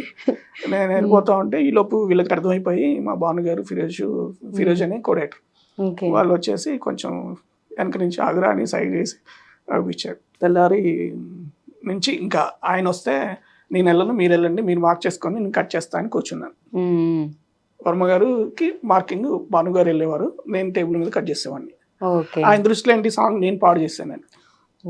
అంటే ఆయన ఏదైతే ఎడిట్ ప్యాటర్న్ మార్క్ చేశారో అది చేయకుండా నేను ఏదైతే వేసానని ఈ విషయం ఆయనకి తెలియదు. ఇది అయిపోయినాక లాంగ్ బ్యాక్ ఆయన దృష్టిలో అదే ఉంది, ఈ వెంకట్ ఇలా చేశాడు, ఇది భాను అసిస్టెంట్ ఇలా చేశాడు, so is waste fellow what ever అని ఉంది ఆ సిచ్యువేషన్. ఇంకా 3-4 రోజులు జరుగుతుంది. ఆయన రోజు రాగానే నేను వెళ్ళట్లేదు. ఆయన 4 రోజులు చూస్తాడు, బాను నువ్వు కట్ చేసుకో. ఆయన అసిస్టెంట్లందరినీ, ఎనీ డిపార్ట్మెంట్ అసిస్టెంట్లందరినీ సుబ్బారావు అని పిలుస్తారు సార్, రామ్ గారు, ఆర్జీవి గారు, సుబ్బారావుని పంపించాను నేను. భాను గారు నవ్వుతూ, సార్ మీరు మొన్న అన్నారు కదండి వాడు ఫీల్ అయ్యాడు అని చెప్పి, ఇవన్నీ పట్టించుకుంటారా అని చెప్పి ఆయన లైట్ తీసుకుని వెళ్ళిపోయారు. అయినా నేను అక్కడే కటింగ్ దగ్గర ఉన్నా, ఆయన చేసుకున్నాను. ఇది దాదాపు ఇదంతా అయిపోయిందండి. జేడి గారి సినిమా జరుగుతుంది, ఆయన సినిమాలకి ఎడిటర్ అయ్యాను. సో అక్కడ ఆ మూవీ టైంలో ఇలాంటి సిచ్యువేషన్ జరిగింది వర్మ గారితో. తర్వాత అదే సినిమాకి ఇంకొకటి చెప్పుకోవాలి. అదే సినిమాకి క్లైమాక్స్ లో బౌ ఠాక్రే అంటే విలన్ ని జేడి గారు వచ్చి పొడిచి చేస్తారు గణేష్ నిమజ్జనంలో. పొడిచినప్పుడు ఆ సినిమాలో బెనర్జీ గారు ఎవ్రీ సీన్ లో అలా చూస్తూ ఉంటాడు, ఆయన క్యారెక్టర్ అది. ప్రతి సీన్ లో అలా తీశారు కానీ ఈ క్లైమాక్స్ ఎపిసోడ్ లో బెనర్జీ గారు తీయలేదు, ఏదో ఫ్లోలో మర్చిపోయారు, సంథింగ్ హ్యాపెన్. నేనేం చేశాను అంటే వేరే సీన్ తీసుకొచ్చి అందులో వేశాను. ఓ అది రాము గారికి విపరీతంగా నచ్చింది. సో అక్కడ అంటే అది చూపించడం చాలా మెయిన్ అంటారా? డెఫినెట్ గా అది ఎందుకంటే ప్రతి సీన్ లో బెనర్జీ అలా దాంట్లో డైలాగ్ ఉండదు అతనికి, ఎప్పుడు అలా చూస్తూ ఉంటాడు. అంటే విలన్ ఎలివేట్ చేస్తుంది అది ఉండాలి కదా అని చెప్పేసి వేరే సీన్, ఆయన ఎక్స్ప్రెషన్ ఒకే డ్రెస్ కాబట్టి వేరే సీన్లు తీసుకొచ్చి అక్కడ వేస్తే మ్యాచ్ అయిపోయింది. అది ఆయనకి ఐ లవ్ దట్ అని చాలా మంది చూపించేవాడు. అది వచ్చినప్పుడు అలా ఆపి మరీ చెప్పేవాడు. సో ఈ 2 ఇన్సిడెంట్లు జేడి గారికి, భాను గారికి, కోడైరెక్టర్ ఫిరోజ్ కి తెలుసు. ఓకే, ఒక బ్యాడ్ ఎక్స్పీరియన్స్, ఒక గుడ్ ఎక్స్పీరియన్స్ రెండు అయ్యాయి. ఇప్పుడు ఈ గుడ్ ఎక్స్పీరియన్స్ ఆ టైంలో ఎవరు ఆయనతో చెప్పలేదు, కానీ ఆ గుడ్ తెలిసినవాడు జేడి గారు. ఓకే, సో ఆయన అప్పటి నుంచి మన మీద వెంకట్ గారు కొంచెం మనం అనేది ఉంది. అప్పుడు ఆయన ఒక ప్రామిస్ చెప్పారు, ఒక మాట చెప్పారు. ఆయనకి కూడా ఆయన డైరెక్ట్ చేసిన సినిమాలు కూడా మా ఎడిటర్ శంకర్ గారే, మా గురువు గారు. ఓకే, శంకర్ గారు కానప్పుడు భాను గారికి ఇస్తాను, భాను గారు కానప్పుడు నీకు ఇస్తాను అని చెప్పాడు. ఆ మాట నిలబెట్టుకున్నారు ఆయన, నాకు ఇచ్చారు జేడి గారు. సో ఆ ప్రాసెస్ లో ఒక సినిమా ఏదో జేడి గారి సినిమా ఎడిట్ చేస్తా ఉన్నాం, ఆల్ ద బెస్ట్ అనుకుంటా అండి. ఆ టైంలో వర్మ గారు వచ్చారు జేడి గారి ఆఫీస్ కి. ఇన్ని రోజుల తర్వాత ఈ ఎక్స్పీరియన్స్ ఉంది కదా, రాము గారు మీకు ఒక విషయం చెప్పాలి, వీడు గుర్తున్నాడని అడిగాడు. అంటే ఎందుకు, మన మన మన కాంపౌండ్ కదా ఏదో అన్నారు ఆయన. సరే అది కదా సార్ మీకు విషయం చెప్పాలని చెప్పి సత్య విషయం మళ్ళీ చెప్పాడు. అంటే మీకు తెలియదు సార్, ఇది మీకు తెలియాలి సార్ ఇది. అదా అని అది కూడా చెప్పారు. ఏది ఆ షార్ట్ వేసింది వీడేనండి అని చెప్పాడు. అప్పుడు ఆయన కొంచెం బట్ హ్యాపెన్ కదా అలా. సో అలా జరిగిందనమాట మీకు ఎక్స్పీరియన్స్ అనేది వర్మ గారితో. బట్ చాలా మంది ఇక్కడ ఇంకొక థింగ్ సార్, వర్మ గారి గురించి ప్రస్తావన వచ్చింది కాబట్టి చెప్తున్నాను. బేసిక్గా ఆర్జీవి గారు అంటే మూవీస్ ఎవరికన్నా కానీ శివ ఇంకా అసలు అల్టిమేట్, మళ్ళీ ఇంకా దాన్ని కొట్టింది లేదనేది ఇప్పటికీ కూడా. రీసెంట్గా రిలీజ్ అయినప్పుడు కూడా చాలా మంది పబ్లిక్ టాక్ కానీ ఫిలిం ఇండస్ట్రీకి సంబంధించిన వాళ్ళు కానీ వర్మ గారు రాకముందు, వర్మ గారు వచ్చిన తర్వాతనో, లేకపోతే శివ తీయక ముందు, శివ తీసిన తర్వాత ఇండస్ట్రీలో దీనిలో చాలా చేంజెస్ వచ్చేసాయి. అసలు ఆ రేంజ్ మూవీని మళ్ళీ మనం ఇంకా అసలు ఊహించలేము, ఆ రేంజ్లో తీశారనేది ఉండేది. బట్ ఇప్పుడు చూసుకుంటున్నట్లయితే కోర్స్ ఆర్జీవి గారికి ఫాలోయింగ్ కానీ ఆయన చేసే విధానాన్ని కానీ ఇష్టపడే వాళ్ళు చాలా మంది లేకపోరు. బట్ కొంతమంది అట్ ప్రెసెంట్ ఆయన తీసిన మూవీస్కి కూడా నెగిటివిటీ అని కానీ, లేకపోతే ఆర్జీవి గారు అన్ని ఇలాంటి మూవీసే తీస్తారు, డిఫరెంట్వి తీస్తారు, చూడలేనట్టుగా ఇబ్బంది పెట్టేలా తీస్తారని అంటూ ఉంటారు. బట్ కానీ ఎంతో కొంత దానిలో ఆయన చెప్పే విధానం ఏంటంటే, మీకు నచ్చకపోతే చాలా ఫ్రాంక్లీ ఉంటుంది స్పీకింగ్, అంటే చెప్పే విధానం కూడా. ఓకే నీకు నచ్చలేదా చూడకు, చూసేవాళ్ళు చూస్తారు, మీరెందుకని. అసలు ఆయన క్వశ్చన్స్కి ఆన్సర్ చేసే విధానం కానీ ఆయన నుంచి ఎవరు ఎక్స్పెక్ట్ చేయలేము, అంత డిఫరెంట్గా ఉంటుంది. బట్ అలాంటి పర్సన్తో మీరు చాలా ఇయర్స్ ట్రావెల్ చేయడం, వర్క్ చేయడం జరిగింది. సో యాజ్ ఏ పర్సన్గా ఆర్జీవి గారి గురించి చెప్పాలంటే మీరేం చెప్తారు? ఆయన అంటే అప్పట్లో నేను ఆయనకు సరిగ్గా తెలియకపోవచ్చు అసిస్టెంట్గా. బట్ నేను ఏదైనా ఎడిటింగ్ నేర్చుకున్నానంటే ఆయన సినిమాలకి సత్యాకే నేర్చుకున్నాను, అది కూడా చెప్తున్నాను. సత్య ద్వారానే ఎడిటింగ్ అంటే ఇది, ఒక ట్రాలీ ఎందుకు వేస్తారు, ఒక ట్రాలీ షాట్ ఎందుకు తీస్తారు. బాంబేలో ఎవరన్నా పర్సన్స్ ప్రొడ్యూసర్స్ వచ్చినప్పుడు వర్మ గారు చెప్పేవారు అనమాట, ఇక్కడ ఈ స్టడీ కమ్ ఎందుకు తీసారంటే దానికి ఒక ఎక్స్ప్లెనేషన్ ఇచ్చేవారు. ఓహో ఇలా ఉంటుందని. అదే ఇంటెలిజెంట్ ఇప్పుడు కూడా ఉంది సార్. బట్ ఇప్పుడు ఎందుకు అలాంటి సినిమాలు చేయట్లేదు అనేది మనకు అనిపిస్తుంటది. అలాంటి వర్మ గారు ఇప్పుడు ఎందుకు సినిమా చేయట్లేదు అనేది క్వశ్చన్ కూడా ఉంది. అప్పట్లో ఏంటంటే ఇప్పుడు ఒక షాట్ చెప్తారు, ఎగ్జాంపుల్ ఈ స్టడీ కమ్ ఇలా వెళ్ళింది, ఇలా వచ్చింది, ఇలా యాక్టర్స్ అని చెప్తారు. కెమెరామెన్ అడుగుతారు, సో ఈ షాట్ రావడానికి ఎంత టైం పడుతుంది. ఆయన అంటారు సార్ ఒక 10 నిమిషాలు టైం ఇవ్వండి, మిమ్మల్ని పిలుస్తూ ఉంటారు. ఈ 10 నిమిషాల వరకు ఆయన వేరే డిస్కషన్ ఎక్కడో వెయిట్ చేసేవారు. 10 నిమిషాల తర్వాత వచ్చి షార్ట్ అయిపోయేది. ఇప్పుడున్న దానికి నేను అనుకోవడం, ఇప్పుడు ఆయనకి అంత వెయిట్ చేసే ఓపిక తగ్గిందేమో అనిపిస్తాను. ఒక షార్ట్కి స్టడీ అవ్వడానికి ఇప్పుడు ఒక షార్ట్ చెప్తారు, ఫుల్ వైడ్ ఉంది, అందరు ఇలా ఉన్నారు, ఎవరో వచ్చారు, విలన్ వచ్చారు, హీరో కూర్చున్నారు, ఒక షార్ట్ చెప్పారు. ఆ షార్ట్ రెడీ అవ్వడానికి ఒక 20 minutes పడుతుంది. ఆ లెన్స్ మార్చడం కానీ, లైటింగ్ ప్యాటర్న్ కానీ ఏదో చెప్తారు. అవన్నీ సెట్ చేయడానికి మన కెమెరామెన్కి 10 to 15 minutes టైం పడుతుంది. ఆ 10-20 minutesలో ఈయన పేషెన్స్ తగ్గింది అంతే తప్ప క్రియేటివిటీ కాదండి. అప్పుడు ఎలా ఉన్నారు, ఆయన నాలెడ్జ్ ఎలా ఉందో, ఆయన మేకింగ్ ఉందో ఇప్పుడు కూడా అలాగే ఉన్నారు సార్. నేను చూసిన అంటే ఆయన సినిమాలకి నేర్చుకుంది బట్ అంటే ఇది కూడా అంటూ ఉంటారు technicality wise work related movies కి సంబంధించి అసలు ఆర్జీవి గారి థాట్ ప్రాసెస్ చాలా డిఫరెంట్ గా ఉంటుంది వెన్ కంపేర్ టు అదర్స్ అని అంటూ ఉంటారు. సో మీరేమన్నా చెప్తారా దానికి సంబంధించి? డెఫినెట్గా అండి, టెక్నికాలిటీ విషయంలో ఆయన ప్రతిదీ అప్డేట్ అవుతూ ఉంటారు. అందులో భాగంగానే ఫస్ట్ డిజిటల్ ప్రాజెక్ట్ ఫిల్మ్ చేస్తారు 5Dలో. 5Dలో అప్పుడు నాకు తెలిసి ఇక్కడ అప్పుడు బసిరెడ్డి గారు ఆయన ఫైట్స్ తీసుకొచ్చారు డిజిటల్ కెమెరాని. బట్ ఆయన ఫోకస్ చేయలేకపోయారు, అంటే ఎన్హాన్స్ చేయలేకపోయారు. ఈ కెమెరాతో కూడా మన సినిమా తీసి సక్సెస్ చేయొచ్చు అన్నది జనాల్లో నమ్మకాన్ని కలిగించలేకపోయారు, అంటే వాట్ ఎవర్ రీజన్స్. కానీ ఆర్జీవి గారు డైరెక్ట్ గా ఒక సక్సెస్ఫుల్ హీరోని పెట్టుకొని, రవితేజ లాంటి హీరోని పెట్టుకొని 5D దొంగల ముఠ అనుకుంటాను 5Dతో సినిమా తీసారు. దాని తర్వాత వచ్చే అప్డేట్ కెమెరాలు ఏమున్నా వాటితో సినిమా తీయగలిగారు. నాట్ ఓన్లీ ఇక్కడ, హిందీలో కూడా సంజయ్ దత్ లాంటి వాళ్ళతో తీశారు. సో టెక్నికల్ గా ఆయన శివ తీసినప్పుడు ఎలా ఉన్నారో నాలెడ్జ్ ఇప్పుడు కూడా నాకు తెలిసి ఈ రోజు కూడా అలాగే ఉంటారు. బట్ ఏంటంటే సిచ్యువేషన్ ఏంటంటే కొంచెం ఏజ్ ఫ్యాక్టర్ అవ్వచ్చు, మేబీ వెయిట్ చేసే పేషెన్స్ అవ్వచ్చు. ఎందుకంటే చాలా మంది యంగ్స్టర్స్ కూడా చెప్తూ ఉంటారు అసలు ఆర్జీవి గారితో వర్కింగ్ అనేది ఎక్స్పీరియన్స్ అనేది అసలు ఎక్స్పీరియన్స్ చేస్తేనే తెలిసింది. టెక్నికాలిటీ వైజ్ కానీ వర్క్ వైజ్ గా కానీ సార్ దగ్గర నేర్చుకోవడానికి చాలా ఉంటుంది. మీకు ఎంతసేపు అదే కాయిన్ కి వన్ సైడ్ లాగా ఆయనది ఇలానే చూస్తారు కానీ బట్ వర్క్ పర్సనల్ గా పర్సన్ వచ్చేసేసి చాలా డిఫరెంట్, చాలా కంఫర్ట్ అండ్ కూల్ గా చేసుకోవచ్చు అని. ఈవెన్ ఆర్టిస్టులు కూడా ఎంతో మంది వర్క్ చేస్తున్న వాళ్ళు, ఈవెన్ లేడీస్ కూడా చాలా మంది చెప్తుంటారు చాలా కంఫర్టబుల్ గా రెస్పెక్ట్ చేస్తారు. వర్క్ కి సంబంధించి ఎంతవరకు ఏంటనేది చక్కగా చేయించుకుంటారు. మీరు బయట చూస్తున్న పర్సన్ వేరు, ఆయనతో అసోసియేట్ అయి ఉన్న వాళ్ళకి అది అర్థమవుతుందని చెప్తూ ఉంటారు. అయితే అది నిజమే అంటారు. 100%. ఆయనతో కలవకపోయినా, ఆయనతో పనిచేయకపోయినా సినిమా మీద ఆయన సినిమాలు చూసి డైరెక్టర్ అయిన వాళ్ళు ఉన్నారు, అలాంటి వాళ్ళు నాకు పరిచయం ఉంది. అలా కొంతమంది టెక్నీషియన్స్ కూడా ఉన్నారు, అలాంటి వాళ్ళు కూడా పరిచయం ఉంది.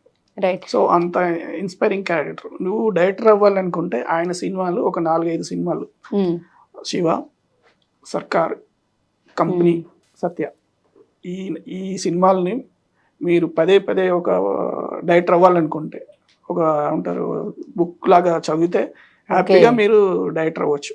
బట్ ఎట్ ప్రెసెంట్ ఆర్జీవి గారు మొత్తం మూవీస్ తీసే విధానం మారిపోయింది. ఎక్కువ క్రైమ్ రిలేటెడ్వి చేయటం, ఈ దిశ ఇది జరిగిన తర్వాత అంటే వెళ్ళి పర్సనల్గా వాళ్ళని కలవటము, ఈవెన్ ఆ జరిగిన తర్వాత యాక్చువల్లీ చాలా మంది ఎవరైతే లాస్ అయ్యారో వాళ్ళ దగ్గరికి వెళ్తారు. క్రైమ్ చేసిన పర్సన్స్ ఫ్యామిలీస్ని కూడా ఈయన కలిసి వాళ్ళకి ఎంతో కొంత మనీ అనేది ఇవ్వడం అనేది కూడా కొన్ని వాటిలో రావడం జరిగింది. వాళ్ళకి సపోర్ట్ చేయడం, అసలు వాళ్ళ మైండ్ సెట్ ఆ టైంలో వాళ్ళు ఏం ఫేస్ చేశారు ఏంటనేది తెలుసుకోవడం. అలా కూడా చాలామంది ఎవరైనా కానీ సఫర్ అయ్యి ఎవరైతే లాస్ అయిపోయారో వాళ్ళ దగ్గరికి వెళ్లకుండా క్రైమ్ చేసిన ఫ్యామిలీస్ నేను కలవడం ఏంటని చెప్పేసి కూడా కొంచెం అలా ఈయన మీద నెగిటివ్ ఇది వెళ్ళిన ఇది సందర్భాలు కూడా ఉన్నాయి. ఇలా చాలా మూవీస్ కి సంబంధించి రక్త చరిత మూవీ అసలు అది కూడా తీసిన విధానం సూపర్ గా ఉంది. ఇలా డిఫరెంట్ జానర్స్ ని ట్రై చేయడం తీయడం అనేది జరిగింది. సో ఆల్ ఆఫ్ సడన్ మొత్తం ఆర్జీవి గారు రూట్ మార్చారు అనుకోవాలా, లేకపోతే రూట్ మార్చారు? మొదటి నుంచి ఆయన చాలా డిఫరెంట్గా చూస్తారు. మీరు ఒక డాక్టర్ దగ్గరికి వెళ్తారు, డాక్టర్ దగ్గరికి వెళ్తే ఆయన జ్వరం వచ్చిందంటే మీకు 3 టాబ్లెట్లు ఇస్తాడు, రోజు 2 వేసుకోండి, 3 రోజులు ఇస్తారు, అంటే 6 టాబ్లెట్లు ఇస్తారు. మామూలుగా ఏం చేస్తారు, అందరూ రోజు 2 వేసుకొని 3 రోజులు తగ్గిపోవడం ఏదో చేస్తారు. ఆయన థాట్ ఎలా ఉంటుందంటే 6 టాబ్లెట్లు ఒకేసారి వేసేసుకుంటాడు, తగ్గిపోద్ది కదా అని. అంటే ఎగ్జాంపుల్ ఆయన థాట్ ఇలా ఉంటుందని చెప్తున్నాను, ఆయన ఇలా చేశారని కాదు. 6 వేసుకున్నారు ఏమైనా అవుతారా అని ఎవరైనా అడిగారు అనుకోండి, డాక్టర్ చెప్పేవాడు కదా ఒకేసారి పొరపాటున 6 వేసుకుంటాం పోతామని చెప్పేవాడు, ఆయన చెప్పలేదు కదా, అంటే ఇట్స్ వర్కౌట్ అవుద్ది. అట్లా అంత రిస్కీగా ఆలోచిస్తాడు, అంత కొత్తగా ఆలోచిస్తాడు. సో అందులో భాగంగానే ఆయన డిఫరెంట్ సినిమాలు చేస్తున్నాడు. సో డిఫరెంట్ తీశారు, ఒక కమర్షియల్ సినిమా, ఒక సత్య తీశారు, ఒక గల్ట్లు hot kind of offbeat సినిమాలు తీశారు. సో ఆయన అన్ని జోనల్ టచ్ చేస్తాడు. సో అందుకని ఇంకా కొత్తగా వెళ్దామని చెప్పేసి ఈ రక్త చరిత్ర అవ్వచ్చు, దిశ అవ్వచ్చు, నేచురాలిటీకి దగ్గరగా ఉన్న రాస్టిక్ సినిమాలు వెళ్ళవచ్చు వెళ్తున్నారు. బట్ ఈయన ఆలోచన గానీ లేకపోతే ఈయన చూసిన విధానం కంప్లీట్ గా ఎవరు గెస్ చేయలేరు, అంత డిఫరెంట్ గా ఆలోచిస్తారు. But anything end of the day work wise మాత్రం అప్పుడు ఇలా శివ తీసేటప్పుడు ఆయనకి ఏ ఫ్యాషన్ ఉందో ఏ నాలెడ్జ్ ఉందో దానికన్నా డబుల్ నాలెడ్జ్ ఉంది, డబుల్ ఫ్యాషన్ ఉంది. అండ్ అలాగే సార్ అంటే ఒక మూవీ చేస్తున్నప్పుడు నార్మల్ గా డైరెక్టర్ అనే వాళ్ళు ఓకే స్టోరీ ఇలా ఇలా అనేది రాసుకున్న తర్వాత దాన్ని ఎవరైతే ఆర్టిస్టులు కావాలనుకుంటారో లేకపోతే సిట్టింగ్ లో కూర్చొని డిస్కషన్స్ చేసినప్పుడు ఫైనల్ అయిపోయిన తర్వాత అండ్ అది ఆన్ సెట్స్ కి వచ్చిన తర్వాత తీస్తున్నప్పుడు కొంతమంది డైరెక్టర్స్ కూడా చెప్తూ ఉంటారు లేకపోతే ఆర్టిస్టులు అంటూ ఉంటారు ఈ సినిమా వర్కౌట్ అవుతుందో వర్కౌట్ అవుదో లేకపోతే ఆడుతుందో ఆడదు అనేది లిటిల్ బిట్ ఎంతో కొంత తెలుస్తుందని. కమింగ్ టు అంటే ఎడిటర్స్ దగ్గరికి వచ్చేసరికి సో మీకు కూడా అలా ఈ సినిమా హిట్టా ఫట్టా లేకపోతే వర్కౌట్ అవుతుంది అవ్వకపోవచ్చు అనేది మీకు ఐడియా వచ్చేస్తుంది అంటారా రాగా తెచ్చిచ్చినప్పుడు? ఫుటేజ్ చూసాక మనకు అర్థమవుతుంది అక్కడ ఉన్న కొత్త ఎడిటర్ ఏమని ఉండి ఆల్రెడీ రన్నింగ్ సక్సెస్ లో ఉన్న టాప్ మోస్ట్ లో ఉన్న ఎనీ ఎడిటర్ అర్థమవుతుంది. షూట్ డస్ట్ లో కెమెరామెన్ కూడా అర్థమవుతుంది. కానీ we have to believe we in the sense the cameraman and editor should believe. ఎందుకంటే ఇతను ఇంతమందిని కన్విన్స్ చేసుకుంటూ ఇక్కడ వరకు వచ్చాడు కాబట్టి వీ షుడ్ సపోర్ట్ హిమ్. అంటే ఇతను ఏదో రకంగా మనం ఎన్హాన్స్ చేద్దాం, దీన్ని ఏదో రకంగా ఇంకొంచెం బాగా చేద్దాం, సో బెటర్ మన సైడ్ నుంచి బెస్ట్ ఇద్దామన్న థాట్ ఉంటుంది. అంతేగాని ఇది లేదు రీషూట్ చేయాలంటే అక్కడ పాసిబిలిటీస్ ఉండొచ్చు, ఉండకపోవచ్చు. చెప్పడం ఈజీ, కానీ చేయాలంటే చాలా ఫ్యాక్టర్స్ ఉంటాయి. సో అందుకని మ్యాక్సిమం ఎడిటర్స్ ఏం చేస్తారంటే వచ్చిన ఫుటేజ్నే ఎంతవరకు ఎన్హాన్స్ చేద్దామని చెప్పడానికి ట్రై చేస్తారు. ఓకే ఇలా అయితే బాగుంటుంది, ఇలా వెళ్దాం అని చెప్పడానికి ట్రై చేస్తారు. అండ్ అలాగే చాలా వరకు ఒక మూవీ స్టార్ట్ అవ్వక ముందు కూర్చొని డిస్కషన్స్ ఇంకేమైనా చేద్దామని ఇవన్నీ థింగ్స్ నడుస్తుంటాయి. అలాంటిది ఎడిటింగ్ వర్క్ నడుస్తున్నప్పుడు కూడా ఏమైనా డిస్కషన్స్ మధ్యలో అవుతూ ఉంటాయా ఆ డైరెక్టర్స్ తో కానివ్వండి లేకపోతే ఆర్టిస్టులు ఎవరైతే ఉన్నారో హీరోస్ కానీ వీళ్ళు ఎవరైనా వచ్చి కూర్చోవటం ఎడిటింగ్ వర్క్ ఎలా నడుస్తుంది, ఇంకేమైనా బెటర్మెంట్ చేద్దాం లేకపోతే టెక్నికాలిటీ వైజ్ ఇలా చేద్దామని సజెషన్స్ కానీ కూర్చొని డిస్కషన్స్ కానీ అట్లాంటివి ఏమైనా జరిగాయి? జరుగుతాయండి. అది జై గారు, డైరెక్టర్ జై గారు ఉండేవారు. వాళ్ళు one of the happening PROs అనమాట అప్పుడు. సో నేను రెండో సినిమానో మూడో సినిమానో ఒక సినిమా జరుగుతుంది. జేడి గారిది దుర్గా అనే హిందీ సినిమాని రిలీజ్ చేస్తున్నాం. ల్యాబ్లో ఉంటే ఒకరోజు ఒక ప్రొడ్యూసర్లు ఎవరో వచ్చి సార్ని ఓపెనింగ్కి పిలిచారు జేడి గారిని. సో అప్పుడు అన్నారు మీ సినిమాకి ఎడిటర్ ఎవరు అని అడిగారు సార్. అంటే ఇంకా ఎవరో అనుకున్నామండి అని చెప్పారు. సరే మా ఆవిడ ఒకసారి చూడండి అని చెప్పాడు ఆయన. సరే ఓకే ఒకసారి రేపు సార్ చెప్పారు కదా రేపు రండి అన్నారు ఆయన. ఆయన కలిశాను. ఏమిటంటే ఆయనకు నచ్చింది, కొన్ని క్వశ్చన్లు అడిగారు, నేను చెప్పాను. ఆయన వెరీ హ్యాపీ అండి, జేడి గారు ఏదో చెప్పారు అనుకున్నాడు. మనకు అడ్వాన్స్ ఇచ్చి ఆల్రెడీ ఎడిటర్కి అడ్వాన్స్ ఇచ్చింది, ఇంకా అది పొగొట్టేసుకొని మనకు కూడా ఇచ్చేసారు. అది తీసుకొని వస్తుంటే గట్టిగా చలం రైటరు ఓ దగ్గర దారిలో ఒక సినిమా తీస్తున్నాడు, ప్రేమలో పవని కళ్యాణ్. ఆ రైటరు నేను ఒకేసారి ప్రేమ పల్లకి సినిమాకి అనౌన్స్ అయ్యాం. సో అక్కడి నుంచి ఫ్రెండ్షిప్ ఉంది కదా, ఫ్రెండ్షిప్ ఉంది కానీ అతను ఈ సినిమాకి నన్ను ఎడిటర్గా చెప్పలేని, అంటే ఫస్ట్ సినిమా డెబ్యూ సినిమా కాబట్టి చెప్పలేకపోయారు జై గారు ప్రొడ్యూసర్ ఆ సినిమాకి. సరే నేను దారిలో వెళ్తూ ఎక్కడున్నావు చలో అంటే నేను ఇక్కడే ఉన్నానంటే సరే కలుద్దామని వాళ్ళ ఆఫీస్కి వెళ్ళాను నేను. మామూలు వాళ్ళకి అప్పుడు సూపర్ హిట్ మ్యాగజైన్ ఉండేది, బిఏ రాజు గారు husband, one of the top most PRO తెలిసే ఉంటుంది. సో ఒకే ఫ్లోర్లో ఒకవైపు సినిమా ఆఫీసు ఒకవైపు పత్రిక. వెళ్ళగానే చలం కలిశాను, వెళ్ళి బాల్కనీలో ఏదో మాట్లాడుకుంటూ ఉంటే మేడం వచ్చారు జై గారు. ఏంటి ఇక్కడ మాట్లాడుతున్నారంటే మా ఫ్రెండ్ అండి ఇలాగా, మనం అప్పటికే 2 సినిమాలు ఎడిటర్గా చేస్తున్నాను. రెండో సినిమా ఇప్పుడు తొలి పరిచయం అని ఇప్పుడు వెళ్ళిన సినిమా. ఇలా ఓపెనింగ్ అయిందండి ఇలాగా అని చెప్పాను.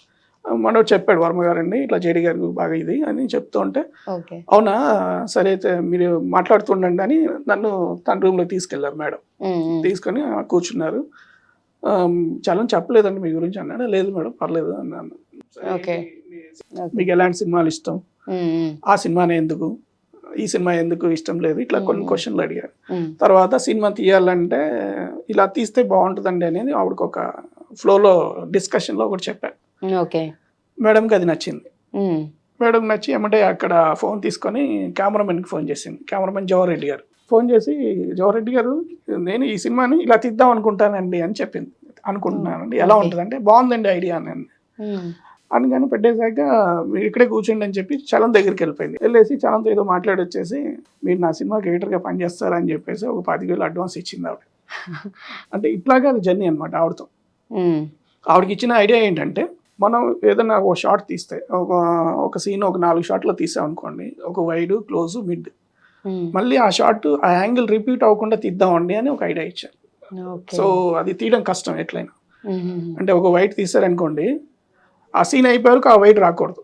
ఓకే, క్లోజ్ తీస్తే మళ్ళీ ఆ క్లోజ్ రాకూడదు. యాంగిల్ వేరియేషన్తో తీస్తాం. ఇంతవరకు ఎవరు తీయలేదు. మనం ఈ కాన్సెప్ట్ చెప్తూనే మనం ప్రమోట్ చేసుకోవచ్చు అని ఐడియా ఇచ్చాను. ఆ ఫ్లోలో ఏదో డిస్కషన్లో చెప్పేస్తాను. అప్పటి నుంచి మనల్ని బాగా ఆవిడ బిలీవ్ చేయడం మొదలుపెట్టించి, మళ్ళీ ఒక రోజు రమ్మని ఆ స్క్రిప్ట్ ఇచ్చి చదవండి అని చెప్పి, అప్పటి నుంచి ఆవిడ చనిపోయే వరకు లాస్ట్ సినిమా వరకు నేను పనిచేశాను. సో ఆవిడ ఫస్ట్ సినిమా ప్రేమలో పవన్ కళ్యాణ్ నన్ను ఎయిటర్గా పెట్టుకున్నారు, షూట్ చేసుకున్నారు. వచ్చిన తర్వాత డబ్బింగ్కి వెళ్తుంది. మేడం అడిగారు, ఒపీనియన్ ఏంటని అడిగారు. మేడం ఇది కాదు, కొంచెం సీన్ అండ్ బిగినింగ్ కొంచెం షార్ట్లు మనం తీయాలండి, తీస్తే బాగుంటుంది.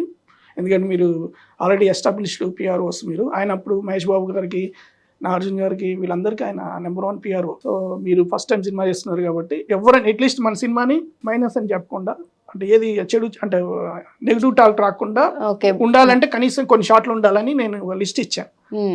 అది తీసుకెళ్ళిపోయి రాజుగారితో డిస్కస్ చేసింది. చేసి కొంచెం కోపం వచ్చేసి ఫోన్ చేసి, నీ కొత్త ఐటమ్ పెట్టుకుంటే ఇలాగే అంటారని చెప్పేసి కొంచెం ఎమోషనల్ అన్నారు. అయిపోయింది ఆ రోజు. తెల్లారి మళ్ళీ వాళ్ళు ఉండే ఫ్లాట్లోనే కోటగిరి వెంకటేశ్వరరావు గారు ఉంటారు, బాహుబలి ఎడిటర్, వాళ్ళ ఫ్లోర్లోనే. ఆయన దగ్గరికి వెళ్ళి, రాజుగారు ఇట్లా మా ఎడిటర్ ఒకటి పెట్టుకున్నాం, ఇలా షార్ట్లు అన్ని తీయాలంటున్నాడు, ఏంటి నిజమేనా అని ఆ సీడీ చూపించారు. అంటే డబ్బింగ్ కోసం రెడీ చేసింది. ఆయన కొన్ని తీస్తే బాగుంటుంది రాజు అని చెప్పారు ఆయన.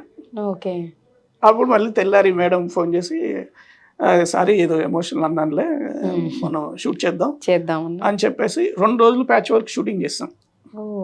ఏది ఎక్కడో రాజమండ్రిలో అటువైపు తీసుకొచ్చిన సినిమాని మనం నానక్రమ్ కూడా చెరువు ఉండేది అప్పుడు. ఇప్పుడు అంత బిల్డింగ్స్ కట్టారు. ఆ చెరువు కొంచెం పల్లెటూరు అట్మాస్ఫియర్ ఉండేది మణికొండ అటువైపు. సో అక్కడ మ్యాచ్ చేస్తూ నేను ఫ్రేమ్ చూసి ఈ షాట్లు అన్ని తీసుకున్నాం దగ్గరుండి. సో అప్పుడు ప్రాక్టికల్ గా ఒక 80 షాట్లు రాసిస్తే కొన్ని కుదరలేదు. 2 రోజుల్లో అన్ని ఒరిజినల్ మ్యాచ్ చేయలేకపోయాం. సో ఒక 60 షాట్స్ తీసుకున్నాం. అప్పుడు మేడంకి బాగా నమ్మకం పెరిగింది మన మీద. సో వెంకట్ని షూటింగ్ లో పెట్టుకోవాలి అని చెప్పి డిసైడ్ అయింది. చండీగఢ్ సినిమాకి స్క్రిప్ట్ దగ్గర నుంచి మొదలు పెట్టేసి రెమ్యునేషన్ పెంచి షూటింగ్ లో కూడా నాతో ఉండాలని చెప్పి అగ్రిమెంట్ వేసుకొని ఆవిడ లాస్ట్ సినిమా వరకు మనం ఆల్మోస్ట్ మనం అదే విధంగా వర్క్ చేసాం. ఓకే, సో ఎడిటింగ్ ప్యాటర్న్ దగ్గరికి వచ్చేసరికి ఒక రాగా మీకు షూట్ చేసి ఇచ్చిన తర్వాత ఆల్మోస్ట్ నార్మల్గా అయితే ఎన్ని అంటే డేస్ పడుతుందా లేకపోతే మంత్సే పడుతుందా, ఎలా ఉంటుంది సార్ ప్రాసెస్ అనేది? వన్స్ షూట్ అంతా అయిపోయి ఒక మూవీ తీసుకొచ్చి ఎడిటర్స్కి ఇచ్చినప్పుడు వర్కింగ్ ఇది అనేది ప్రాసెస్ అనేది ఏ విధంగా ఉంటుంది? టోటల్ కంప్లీట్ అయిన తర్వాత సినిమాకి వచ్చే ఫుటేజ్ని బట్టి ఉంటుంది. ఫుటేజ్ అంటే ఇప్పుడు 10 రోజుల్లో షూట్ చేశారు, ఎగ్జాంపుల్స్ 30 GB చేశారు. 30 GB అంటే కొన్ని రోజులు తక్కువ టైం పడుతుంది. అదే రోజుల్లో ఒక 100 GB చేశారు, వర్క్ ఎక్కువ అవుతుంది.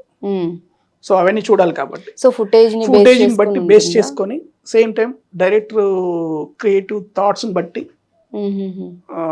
దాన్ని బట్టి ఇది వర్కింగ్ అవర్స్ అనేది డిసైడ్ అవుతుంది, డేస్ అనేది. ఓకే, అంటే నార్మల్గా ఎస్టిమేషన్ ఎంత వరకు ఉండొచ్చు ఒక మూవీ ఎడిట్ చేయడానికి అనేది? 30 days షూట్ చేస్తారు అనుకుందాం.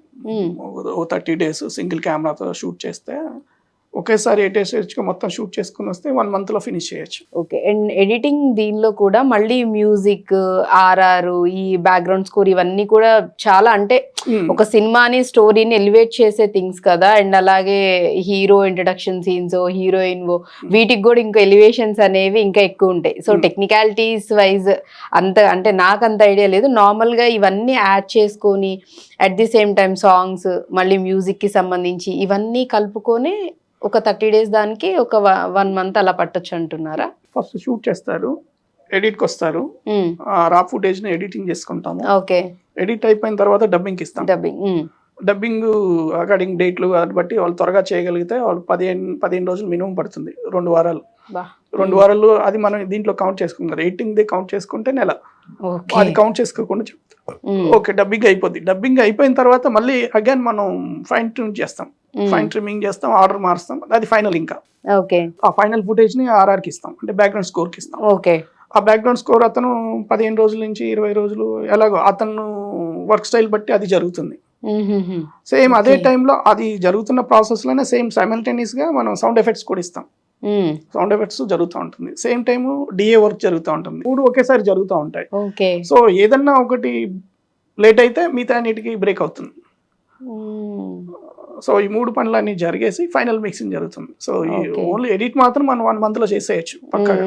మనం షూట్ అయిపోయిన తర్వాత ఇవన్నీ అయిపోయి సినిమా ఫినిష్ అవడానికి బాగా స్పీడ్ గా చేస్తే 2 నెలల నుంచి 3 నెలలు కాపీ వస్తుంది, అంటే ఫస్ట్ ప్రింట్ వస్తుంది. బాగా స్పీడ్ గా చేస్తే 3 months టైం పడుతుంది. సార్ ఇప్పుడు చూస్తే మూవీస్ మీరు అన్నట్టుగా ఎంతో కష్టపడి తీస్తారు, ఎంతో మంది బ్యాక్గ్రౌండ్ లో వర్క్ చేస్తారు దానికోసం, టెక్నికల్ గా కానివ్వండి లేకపోతే ఈ 24 క్రాఫ్ట్స్ కి సంబంధించిన వాళ్ళు కానివ్వండి, అంత వర్క్ చేసి 2 to 3 months లో కష్టపడి రిలీజ్ చేసిన తర్వాత అంత కష్టపడి తీసింది ఇమ్మీడియట్ గా ఒక్కసారిగా బాలేదని చెప్పగానే పబ్లిక్ కూడా అసలు ఏముందని చూడడం కన్నా కూడా చెప్పేసేసారు కదా, ఇంకేం ముందులే మూవీకి వెళ్ళి చూస్తాంలే అనుకుని వెళ్ళని వాళ్ళు కూడా ఉన్నారు.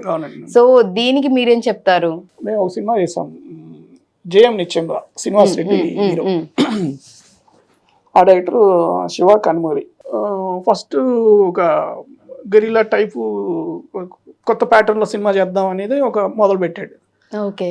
సో ఇదంతా ఎందుకు మాట్లాడుకుంటున్నాం అంటే ఒక మంచి సినిమా అనే పాయింట్. సో సినిమా అప్పట్లో సుకుమార్ గారు నాన్నకి ప్రేమతో తీస్తున్నారు. ఓకే. సైమల్టేనియస్ గా ఇది జరుగుతుంది. సుకుమార్ గారు ఒక రోజు ఈవినింగ్ వచ్చారు చూడడానికి. ఫస్ట్ హాఫ్ చూసి ఎంత లెంత్ ఎంత అని అడిగారు. 135 అండి, 1:35 నిమిషాలు ఉంది, డబ్బింగ్ తర్వాత తగ్గిస్తాను అని అడుగుతాను. సరే అయితే చాలా ఎక్కువ ఉంది, చూసుకో అని చెప్పాడు. సరే అయిపోయింది. సెకండ్ హాఫ్ చూశాడు. అవును, ఎయిటర్ ఎవరు అన్నాడు. వెనక నేను కూర్చున్నాను. సరే ఈయన, సార్ ఇందాక నుంచి ఎందుకు చెప్పట్లేదు అన్నాడు, అడిగాడు.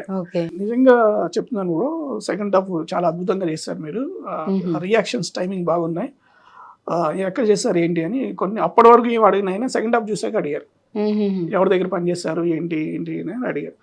సో అదొక అప్రిషియేషన్. అంటే దాదాపు సినిమా స్టార్ట్ అయిన 20-30 minutes వరకు ఒక పాట కూడా ఉండదు, టాకీ వెళ్తూ ఉంటుంది.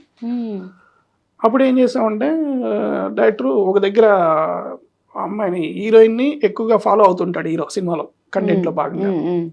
సో ఇక్కడ అంటే ఎక్కువ రోజులు వెనక తిరుగుతున్నాడు, 1 side లవ్ చేస్తున్నాడు అనే పాయింట్ చెప్పడం కోసం కొన్ని మాంటేజ్ షాట్స్ ఉన్నాయి.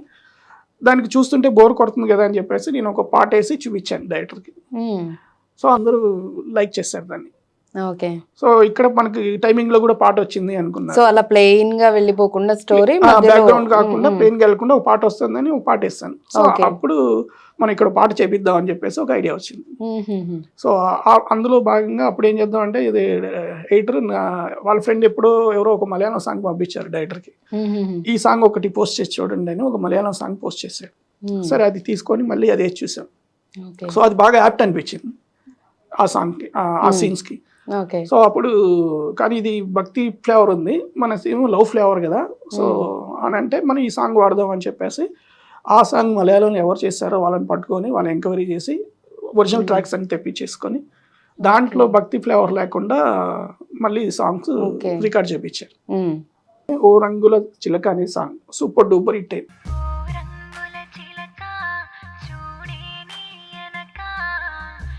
మీరు అంటే ఈ ఫీల్డ్లో ఎన్నో ఇయర్స్ నుంచి ఉన్నారు, చూసారు కదా సార్. నిజంగా అలా ప్రొడ్యూసర్స్ కొన్ని మూవీస్ అంత కష్టపడి వాళ్ళు చేసినప్పుడు అవి అన్నీ సక్సెస్ అవ్వాలని లేదు, అలా అని ఫెయిల్ అవ్వాలని లేదు, కానీ ప్రతిదీ కూడా హిట్ అవ్వాలనే దీంతోనే ప్రతి ఒక్కళ్ళు కష్టపడి చేసి తీస్తారు. తీసిన తర్వాత ప్రొడ్యూసర్స్ సిచ్యువేషన్స్ ఒకవేళ కనుక అది ఫట్ అయితే వాళ్ళ సిచ్యువేషన్స్ ఎలా ఉంటాయి సార్? ఎందుకు వాళ్ళు చాలా ఫీల్ అవుతారు, బాధ అవుతుందండి. ఇంకోటి ఏంటంటే, ఎవరైతే రివ్యూస్ రాస్తారో లేదంటే ఎవరైతే మౌత్ టాక్ చెప్తారో, సో వాళ్ళకి ఒక జోనర్ నచ్చుతుంది సినిమా. ఇప్పుడు నాకు ఒక జోనర్ నచ్చుతుంది, మీకు ఒకటి నచ్చుతుంది, ఇంకొకటి నచ్చుతుంది. సో మనం ఒక జోనర్ తీస్తాం. ఇప్పుడు ఆ పర్సన్ ఆ జోనర్ వాడికి అతను నచ్చే జోనర్ కాదు కాబట్టి అతనికి ఎంత బాగున్నా కానీ దాన్ని తీసుకోలేని పరిస్థితి ఉంటుంది. సో అలాంటి వాళ్ళు వచ్చినప్పుడు ఈ రివ్యూస్ అనేది అలా రిఫ్లెక్ట్ అవుతుంటాయని ఫీల్ అవుతుంటాం. సో దాని వల్ల ఏమవుతుందంటే తెలియకుండానే సినిమా మీద కొంచెం ఎఫెక్ట్ పడుతుంది. ఎందుకంటే మనం ఎంతో కొంత పెట్టి చూస్తాం, అది 100-150 ఏదో చూస్తాం. నేను ఇండస్ట్రీ వాడిని కాకపోయినా నేను చూసినా కానీ సినిమాలో ఉన్నదాన్ని బాగున్నదాన్ని బయట చెప్పడం మంచిదని నా ఉద్దేశం. ఒకవేళ నీకు నచ్చకపోతే సైలెంట్ గా ఉంటే మంచిదేమో అనేది. ఎందుకంటే చాలా మంది లైఫ్లు దానికి లింక్ అయి ఉంటాయి. సో అందువల్ల వీలైనంత వరకు ఏదైనా పాజిటివ్ గా చెప్తే బాగుంటదేమో అని ఉద్దేశం. సో అంటే ఒక మూవీలో ఏదో ఒక పాయింట్ అయితే ఉంటుంది, ఏదో ఒక సీన్ ఉంటుంది నచ్చింది, డెఫినెట్ గా సో ఉంటుంది. దాన్ని చెప్పండి. ఎందుకు నచ్చనివి చెప్పేసి దాన్ని నెగిటివ్ చేయడం కన్నా పాజిటివ్ గా ఉన్నది చెప్తే ఒక ఎంకరేజింగ్ ఉంటుంది. అండ్ అలాగే సార్ ఇంకొకటి కూడా, ఒక మూవీ మంచిగా రావాలి అన్నా లేకపోతే ఇప్పుడు ఒక 100% అనుకుంటే 110% బెటర్గా అవ్వాలన్నా మెయిన్ హీరోలు కెమెరామెన్ అండ్ ఎడిటర్ అని చెప్తున్నారు. సో వాళ్ళ మధ్య కోఆర్డినేషన్ కూడా ఆ విధంగా ఉంటేనే అది సూపర్ హిట్ అవుతుందని అంటున్నారు. 100% కరెక్ట్. షూట్ టైంలో డైరెక్టర్ అనుకునే విజన్ని దాన్ని ఎన్హాన్స్ చేసేలాగా తీసే కెమెరామెన్ని తను తెచ్చుకోగలగాలి. ఓకే. లేదు తను ఎన్నుకున్న కెమెరామెన్ను కన్వే అయ్యేలాగా చెప్పి చేయించుకోగలగాలి. సేమ్ అలాగే ఎడిటర్ కూడా. ఇప్పుడు నువ్వు ఒక ఫుటేజ్ తీసుకున్నావు, నీ మనసులో ఏముందో నాకు 4-5 సార్లు చెప్తే కానీ అర్థం అవదు. 4-5 సార్లు చెప్పినా కానీ 100% రీచ్ అవ్వలేము.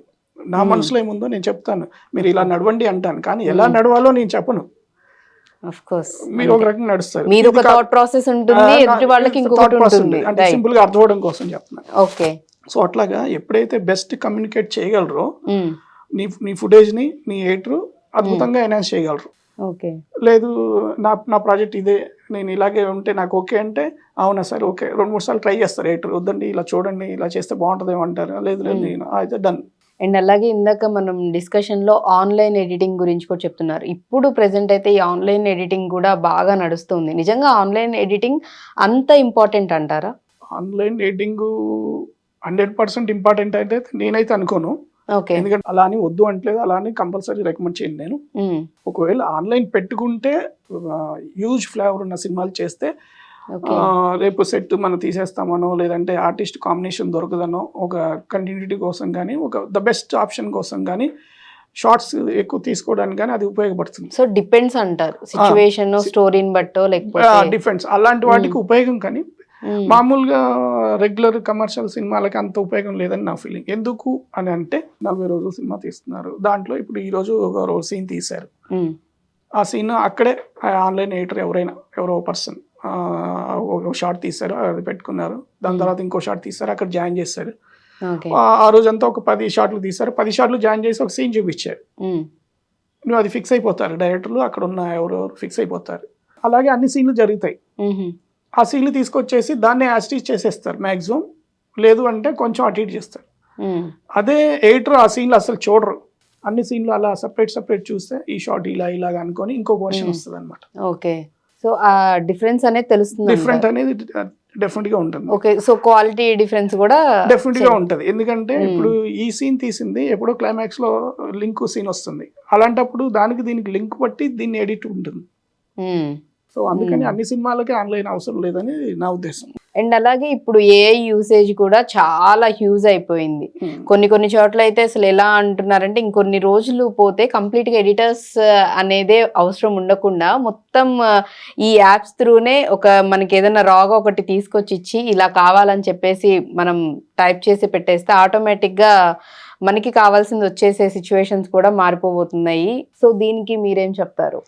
డెఫినెట్గా అండి, ఏఐ నాట్ ఓన్లీ ఎడిటింగ్ లో వచ్చేసింది, నెక్స్ట్ కెమెరాలో ఉంది, అన్ని డిపార్ట్మెంట్స్ లో వచ్చేస్తుంది. నాట్ ఓన్లీ మన ఇండస్ట్రీ కాదు, బయట వేరే వాటిలో కూడా ఉంది. సో సిజీ వర్క్ అవనివ్వండి. సో మనం కమింగ్ టు ఎడిటింగ్ గురించి మాట్లాడుకుంటే మూవీస్ లో ఇంకా అంత ఇన్కార్పొరేట్ అవ్వలేదు కానీ, బట్ ఎనీ వీడియోస్ కానీ షార్ట్ ఫిలిమ్స్ లో కానీ దాన్ని చేసుకోవచ్చు, ఉపయోగించి చేయొచ్చు. బట్ అప్పుడు ఎవరైతే కరెక్ట్ ప్రాంప్ట్ ఇంజనీరింగ్ అంటారు దాన్ని, అంటే మనకున్న వర్క్ ని ఏ ద్వారా చేయించడానికి ఎక్స్పర్ట్ ప్రాంప్ట్ ఇంజనీరింగ్ అనే ఉంటుంది. ఆ ప్రాంప్ట్ ఎవరైతే అద్భుతంగా నేర్చుకుంటారో, ఏకి అర్థమయ్యేలాగా కమ్యూనికేట్ చేసే లాంగ్వేజ్ ని ఎవరైతే నేర్చుకుంటారో వాళ్ళే అప్పుడు ఎడిటర్స్. ఇప్పుడు ఇంకా ఫర్దర్ గా వచ్చాయి కదా, నాకు తెలిసి ఒక 5 years తర్వాత అదే ఉంటుంది, లేదా ప్రాంప్ట్ ఎడిటర్ అలా వచ్చేస్తారేమో. ఇప్పుడు మనం మా అసోసియేషన్ చూసుకుంటే ఎలక్షన్స్ ఇవన్నీ నడుస్తూ ఉన్నాయి, అవుతూ ఉన్నాయి. 24 క్రాఫ్ట్స్ కి సంబంధించి కూడా ఎలక్షన్స్ ఇవన్నీ జరగడం జరిగింది. సో ఎడిటర్స్ కి సంబంధించి కూడా ఏమన్నా అందులో ఉందంటారా? సో మీరు మరి ఎప్పుడన్నా ఎలక్షన్స్ లో ఉండడం? నేను చేశానండి, నేను సెక్రటరీగా పనిచేశాను, సెక్రటరీగా ఎన్నుకున్నాను. దాదాపు అంటే ప్రతి టర్మ్ 2 years, నేను దాదాపు 3 terms ఉన్నాను యాజ్ అ సెక్రటరీ కంటిన్యూగా. సో నేను సినిమా ఏంటో తెలియనప్పుడు ఎడిటర్గా పనిచేసిన కోటగిరి వెంకటేశ్వరరావు గారు ప్రెసిడెంట్, నేను సెక్రటరీ, అలాగా పనిచేస్తాను ఒక 6 years. తర్వాత ట్రెజరర్గా ఒక 2 years వర్క్ చేశాను. ఇప్పుడు ప్రస్తుతానికి వైస్ ప్రెసిడెంట్గా ఉన్నాను. 10 years నుంచి మీరు ఈ ఫీల్డ్ లో ఉన్నారు. సో ఎంతో మంది ప్రొడ్యూసర్స్ ని కలిసి ఉంటారు, వాళ్ళతో వర్క్ చేసి ఉంటారు. డైరెక్టర్స్ తో చాలా మందితో మీరు అసోసియేట్ అయ్యి వాళ్ళతో వర్క్ చేయడం ఉంటుంది. సో ఒక్కొక్కళ్ళ గురించి మనం మాట్లాడుకుంటే ప్రొడ్యూసర్స్ లో చాలా అంటే వీళ్ళతో వర్క్ చేయడం చాలా హ్యాపీ అనిపిస్తుంది. అసలు కళ్ళు మూసుకొని ఈయన ప్రొడ్యూసర్ అని తెలిస్తే హ్యాపీగా వెళ్ళి చేసేయచ్చు. రెమ్యునేషన్ ఎంత ఇస్తారు ఏంటనేది కూడా తర్వాత అనిపించే ప్రొడ్యూసర్స్ ఉన్నారండి. అందులో మా జయ గారు బాగా ఇష్టం. తర్వాత మా జేడి గారితో కూడా. తర్వాత ఇంకా వేరే శివనాగు అని ఒక డైరెక్టర్ ఉన్నారు, రైటర్ కమ్ డైరెక్టర్, ఆయన కూడా మనం కంటిన్యూగా సినిమాలు చేస్తాం. ఇంకా వాళ్ళని నేను అడిగిన అవసరం లేదు, వాళ్ళే చేస్తూ ఉంటారు. జస్ట్ ఇంకొక కాల్ వచ్చేస్తే మీరు ఓకే అండి చేసేద్దాం అండి అంటాం, అంతే. దాన్ని మాట్లాడటం ఏమి ఉండదు. ఆ సినిమా అయిపోయింది. సినిమా అయిపోయిన తర్వాత రామనాయుడు గారు స్టూడియోలో ప్రొజెక్షన్ వేసాం. ఫస్ట్ కాపీ ఆయన చూపించారు, ఎందుకంటే రెండో సినిమా ఆయనతో చేయాలి మేడం, ఆయన ప్రొడ్యూసర్ గా ఈమె డైరెక్టర్ గా చేయాలి మేడం. సో ఆయనకు చూపించారు, చూపిస్తే బాగుందమ్మా, బాగా ట్రై చేస్తావు, నీలో ఇంత లేదని, ఇంత ఎక్స్పెక్ట్ చేయలేదమ్మా అన్నట్టుగా ఆయన కొంచెం మాట్లాడారు. అంత సరే మీ ఎడిటర్ని ఒకసారి చూపిస్తావా, వాడు కొంచెం షార్ప్ గా ఉంది, బాగా స్పీడ్ గా ఉంది అని అడిగాడు. నేను పక్కనే ఉన్నాను అప్పుడు. ఇదేండి ఇది ఎడిటర్ అన్నాడు ఆయన. అంటే అదొక ఆయన బాగుంది, బాగా చేస్తామని అప్రిషియేషన్ ఇచ్చాడు. సో బెస్ట్ మెమరీ అది. అండ్ అలాగే కమింగ్ టు డైరెక్టర్స్ విషయానికి వస్తే మీకు చాలా కంఫర్ట్, ది బెస్ట్, ఇక బాగా ఇష్టమయ్యి డైరెక్టర్ల ద్వారా బాగా అద్భుతంగా అంటే ఇంకా జేడి గారు అండి. అంతేనా? బాగా క్లోజ్, ఎందుకంటే నేను అసిస్టెంట్ అప్పటి నుంచి ఆయనకు తెలుసు కాబట్టి. సో ఆయన చెప్పిన ఏదైతే అన్నారో, ఆయన ఎడిటర్ మా గురువు గారు, ఫస్ట్ ఆయన డైరెక్ట్ చేశారు కొన్ని సినిమాలు, సూర్య అని సినిమా చేశారు, దానికి మా ఎడిటర్ గారే డైరెక్టర్. తర్వాత ఆయన కొంచెం వదిలేశారు, అదర్ రీజన్స్. దాని తర్వాత మా భానుగారు ఎడిటర్, హోమం సిద్ధంకి, అదే జేడి గారు డైరెక్ట్ చేసింది దానికి. తర్వాత వాట్ ఎవర్ రీజన్స్ వాళ్ళ తర్వాత నన్ను ఎడిటర్ గా పెట్టుకున్నారు. ఇంకా అప్పటి నుంచి ఎప్పుడు ఆయన వదలలేదు మనల్ని, అంటే నేను అది అలా కాపాడుకుంటూ వచ్చాను. అండ్ అలాగే బ్యానర్స్ కూడా, ఈ బ్యానర్ లో వర్కింగ్ అన్నా లేకపోతే ఈ బ్యానర్ లో చేస్తున్నామన్నా కూడా అది కూడా చాలా గ్రేట్ థింగ్ అంటూ ఉంటారు. శ్రీనివాస్ రెడ్డి గారు ఉన్నారు కదా, ఆయన భాగ్యనగర్ వీధిలో గమ్మత్తోనే ఒక సినిమా డైరెక్ట్ చేశారు, ప్రొడ్యూస్ చేశారు. మేము ఆల్రెడీ సంవత్సరం ఆల్మోస్ట్ ఆ సినిమాకి ట్రావెల్ అయ్యాం, జేఎం నిత్యంలో సినిమాకి. ఆ టైంలో మన మీద ఒక అభిప్రాయం వచ్చింది ఆయనకి. అది ఫస్ట్ రోజు చెప్పాను, సార్ ఈ సినిమాకి మీకు పేరు వస్తుంది అంటే ఆయన ఎవరైనా హీరోని చెప్తారు కదా అనుకున్నారు. బట్ అది క్లైమాక్స్ కట్ చేస్తాం ఒక 80 రోజుల తర్వాత. మిడ్ నైట్ అయింది ఆ రోజు. ఆయన్ని 12 గంటలకి సర్ప్రైజ్ ఇద్దామని డైరెక్టర్ పిలిచాడు. 12 o'clock వచ్చి చూసి ఆయన హ్యాపీ ఫీల్ అయిపోయి, సో అప్పుడు చెప్పాడు, సార్ మీరు అంత ముందు అప్పుడు ఎప్పుడో చెప్పారు, ఇది నేను అప్పుడు లైట్ తీసుకున్నానండి, నా కోసం సినిమా చేస్తారు, డైరెక్టర్ కోసం కాదన్నాడు. సో అది పెట్టుకొని ఆయన ప్రొడ్యూస్ చేసినప్పుడు మళ్ళీ నాకు సినిమా ఇచ్చారు, ఇది భాగ్యనగర్ వీధిలో గమ్మత్తు. అండ్ అలాగే మీరు చెప్తూ ఉన్నారు ఇనిషియల్ నుంచి ఎడిటర్స్ కి, కెమెరామెన్స్ కి అని. సో ఎంతో మంది కెమెరామెన్స్ తో కూడా మీరు వర్క్ చేస్తుంటారు. సో మీకు వర్కింగ్ దగ్గరికి వచ్చేసరికి మీ స్టైల్ కి గానీ చాలా దగ్గరగా ఉండి కంఫర్ట్ గా ఉండి చేయించగలిగే కెమెరామెన్ ఎవరంటారు, అంటే చూపించగలిగే? మేము అట్లాగే ఆ ప్రాసెస్ లో అండి జయ గారితో ఒక సినిమా చేస్తున్నాం, మన లేడీ జయ గారు, ప్రేమికులు అనే సినిమాకి. ఆ సినిమా చేద్దామని స్క్రిప్ట్ అంతా రెడీ అయిపోయిన తర్వాత మనం ఎప్పుడు ఏదో ఒకటి అనేస్తూ ఉంటాం ఫ్లోలో, డిస్కషన్లో. అట్లాగా తమిళ్లో ఒక సినిమా రిలీజ్ అయింది. ఆ సినిమా ఏంటంటే టోటల్గా అందరూ లేడీసే ఉంటారు, ఈవెన్ డైరెక్టర్ కూడా లేడీనే. ఒక విలన్ క్యారెక్టర్ మాత్రం ఒక్కసారి కనబడిపోతుంది, అది శవం, అది జెంట్స్ మేల్ ఉంటారు. మేడంకి ఏం చెప్పంటే, మనం ఈ సినిమాకి మొత్తం అందరూ వాళ్ళే మేడం, ఎక్సెప్ట్ ఎడిటర్ తప్ప అన్నాను, ఎందుకంటే ఎడిటర్ పోతే మళ్ళీ నేను ఉండదు కదా. ఓకే. సో నచ్చి మరి మన కెమెరామెన్ ఎవరు అన్నారు. సో అప్పుడు నేను ఆల్రెడీ సుబ్బు సినిమాకి అంటే ఎన్టీఆర్ సుబ్బుగా యాక్ట్ చేసిన సినిమాకి కెమెరామెన్ విజయశ్రీ గారు అని ఉన్నారు. నెంబర్ కనుక్కొని ఆవిడతో మాట్లాడి సో తీసుకొచ్చి కెమెరామెన్ పెట్టాం. హీరోయిన్ కామ్నా జట్మలాని, ఇది అదే సినిమాకి ప్రేమికుల సినిమాకి. నేను ఏదో పాప్ సాంగ్స్ చూస్తూ ఉంటాను, ఇప్పుడు మన హిందీ పాప్ సాంగ్స్. దాంట్లో ఒక సాంగ్ చూసి మేడం మన సినిమాకి హీరోయిన్ అయితే బాగుంటుందని ఏదో ఒకటి నేను త్రో చేస్తూనే ఉంటాను. ఫోన్ చేస్తారంటే తీసుకొచ్చారు, పెట్టేశారు. షూట్ జరిగి 2-3 రోజుల తర్వాత మేడం మానిటర్ పక్కనే ఉంటాయి కదా, ఆవిడ పక్కన 3 రోజుల తర్వాత చెప్పింది, నువ్వు ఈ సినిమాలో హీరోయిన్ అంటే కారణం వెంకీ అని. ఎలా అంటే అప్పుడు ఇది సాంగ్ ఇదని చెప్పింది. అదే కామనా జట్మల్ అని వర్మ గారి సినిమాల తర్వాత ఆ సినిమా రిలీజ్ అయిపోయింది. వర్మ గారి సినిమాలో యాక్ట్ చేయడం కోసం బాంబే వెళ్ళిపోయింది, నేను ఇక్కడ ఉన్నాను. అక్కడ జడి గారు కలిసారు. కలిస్తే ఏ సినిమా చేశారంటే ఇట్లా ప్రేమికులు అని అనగానే జడి గారికి తెలుసు జయ గారి సినిమాలు చేస్తున్నారు. అక్కడ ఎవరన్నా పక్కన ఉన్నారని, ఉన్నారని ఆమె హిందీలో చెప్పింది. ఏ గిడ్డార్ అవుతా అంటే పుట్టాడు, గిడ్డా దాడి వాళ్ళ రైతా సాధ్మే అంటే ఎప్పుడు ఆయన ఆ మేడంతోనే ఉంటాడు అంటే ఆమె చెప్పింది is a genuine creative person, is doing something అని చెప్పి ఆవిడ పొగిడింది. అప్పుడు జడి గారు అన్నారే, ఎప్పుడో 1 year తర్వాత ఇది ఆవిడ జడి గారికి ఫోన్ చేసి ఎంకరేజ్ చేసింది. అంటే నువ్వు అరే నీ గురించి హీరోయిన్లు కూడా చెప్తున్నారా అనేది ఆయన చెప్పాడు. ఒక ఎడిటర్ గురించి ఎవరు చెప్పరురా, నువ్వు లేని సందర్భంలో నీ గురించి చెప్పడం మంచిదా, కీప్ రా అని చెప్పాడు. అట్లా ఎంకరేజ్ చేస్తాడు సార్. కొన్ని సందర్భాలలో మనకి ఇస్తామని చెప్పి అడ్వాన్స్లు ఇచ్చేసి ఇవ్వకుండా ఉండే సందర్భాలు ఉంటాయి. అండ్ ఇంకొన్ని సార్లు మనల్ని ఫస్ట్ ఓకే చేసేస్తారు, మన నేమ్ కూడా అనౌన్స్ చేస్తారు, ఓకే అయిపోతుంది. బట్ సిచ్యువేషన్స్ ఏమవుతాయో తెలియదు, ఆల్ ఆఫ్ సడన్ వేరే పర్సన్ మన ప్లేస్ ని రీప్లేస్ చేసేస్తారు.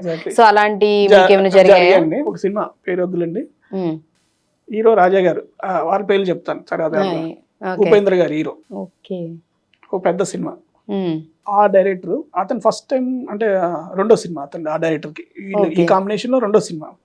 ఫస్ట్ ఏదో చిన్న సినిమా తీసాడు, ఇది 2వ సినిమా. ఆ సినిమాకి మళ్ళీ అగైన్ టిఎన్ఆర్ ఫస్ట్ సినిమా చేసిన డైరెక్టర్ దగ్గర ఒక సీరియల్ చేస్తే దానికి డైరెక్షన్ డిపార్ట్మెంట్ వర్క్ చేసి అప్పుడు ఒకసారి వెళ్ళాను నేను ఎడిటింగ్ చేయడానికి. అది జరిగి ఒక 5-6 సంవత్సరాల తర్వాత మళ్ళీ ఆయన సినిమా చేస్తుంటే నన్ను పిలిచారు. సో అది ఆ పిలవడం టిఎన్ఆర్ ద్వారా ఒక కారణం అయితే, ఆ సినిమాకి కొరియోగ్రఫీ చేస్తున్న విద్య అనే పర్సన్ కూడా, విద్యాని నేను ఎంకరేజ్ చేశాను మేడం దగ్గర, ఐడియాలజీ బాగుందని చెప్పేసి ఏదో జరిగింది. సో అతను ఈ సినిమా కొరియోగ్రాఫర్. సో వీళ్ళిద్దరు కలిసి వెంకటేష్ అయితే బాగుంటుందని మనల్ని అక్కడ ఇంట్రొడ్యూస్ చేశారు. ఫస్ట్ షెడ్యూల్ అయిపోయింది, ఎడిటింగ్ చేసాం. ఎడిటింగ్ చేశాక డైరెక్టర్ వచ్చారు, చూశాడు. చూసి కాదురా నేను ఇలా అనుకోలేదురా అన్నాడు. అన్నయ్య ఏంటి ఇలా కాదా ఏంటి అన్న, నాకేం కావాలంటే స్ప్లిట్ ఫ్రేమ్లో ఒకే ఫ్రేమ్లో ఇక్కడ ఇది జరుగుతుంది ఇక్కడ ఇది జరుగుతుంది కావాలరా అన్నాడు. అదేంటంటే ఆ గుడ్డమ్మాయిని ఇంట్లోకి ఒకడు ఎంటర్ అయ్యి రేప్ అటెంప్ట్ ట్రై చేస్తున్నాడు. వాళ్ళన్న సీన్ పరంగా వాళ్ళన్న పెద్దమ్మ గుడి దగ్గర డ్యాన్స్ ఆడుతున్నాడు, తెలియక ఇంటికి రావాల్సిన వాడు రాకుండా లేట్ అయ్యి సంథింగ్ సీన్లో అక్కడ డ్యాన్స్ ఆడుతున్నాడు.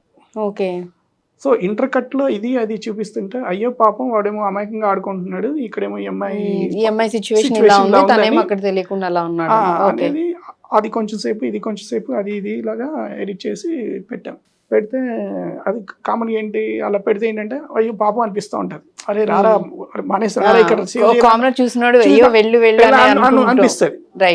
అదే ఒకే ఫ్రేమ్ లో డాన్స్ ఆడుతున్నాడు, అమ్మాయి రేప్ జరుగుతుంది అనుకోండి, నేను మామూలు నేను ఏది చూడాలా, ఏది ఫీల్ అవుతాను. ఓకే, అంటే అసలు అలా పెట్టారు, కన్ఫ్యూజ్ అవుతారు, ఏంటి ఏం జరుగుతుందన్న దీని ఉంటది, ఫీల్ మిస్ అవుతామేమో అని మన పాయింట్. యాడ్స్ చేసేటప్పుడు ఏంటంటే తక్కువ సమయంలో ఎక్కువ కంటెంట్ చెప్పాలి కాబట్టి స్ప్లిట్ ఫ్రేమ్స్ పెడతారు. అంటే ఒకే ఫ్రేమ్ లో ఇక్కడ ఒక కాఫీ యాడ్ అనుకోండి, కాఫీ వస్తుంది, కప్ వస్తుంది, అన్ని వస్తాయి, ఒకే ఫ్రేమ్ లో 3 కనబడతా ఉంటాయి. సో ఆ స్టైల్లో ఉండి ఇది కూడా అలా కావాలన్నాడు. ఓకే, నేను వద్దు అన్నాను. అంటే వద్దు అని ఎందుకన్నానంటే అంటే at a time 3 emotions carry okay frame లో కనబడాలి. 3 ఎమోషన్ చూస్తే మనం దేనికి కనెక్ట్ అవ్వం. సో ఆ ప్రాసెస్ లో కొంచెం హాట్ డిస్కషన్ అయింది. అది కొంచెం అది మీ ఇద్దరే ఉన్నాం, ఎవరు మా ఇద్దరికే తెలుసు. అది బాగా వెళ్ళిన తర్వాత ఒకటే అన్న, నేను 5 సంవత్సరాల తర్వాత మీరు నన్ను పిలిచారు, మళ్ళీ వచ్చినప్పుడు కథ చెప్పారు, కథ చెప్పినప్పుడు విలన్ ఇంట్రడక్షన్ ఒకటి ఏదో అద్భుతంగా చెప్పాను కథ చెప్పేటప్పుడే, అది నచ్చింది ఆయనకి. నన్ను వేరే అన్నాడు, అయిపోయింది, పెట్టేసుకున్నారు. ఆ నమ్మకం కోసం నేను ఇంత మాట్లాడుతున్నాను అన్నయ్య. ఓకే, మీకు కావాలంటే అలా కూడా చేసేద్దామని వచ్చాను. అది అనుకోకుండా అది కొంచెం హీట్కి వెళ్ళిపోయింది ఆయనకి. ఓకే, సో ఆ పాయింట్ దగ్గర ఆయనకి ఎందుకో నచ్చలేదు.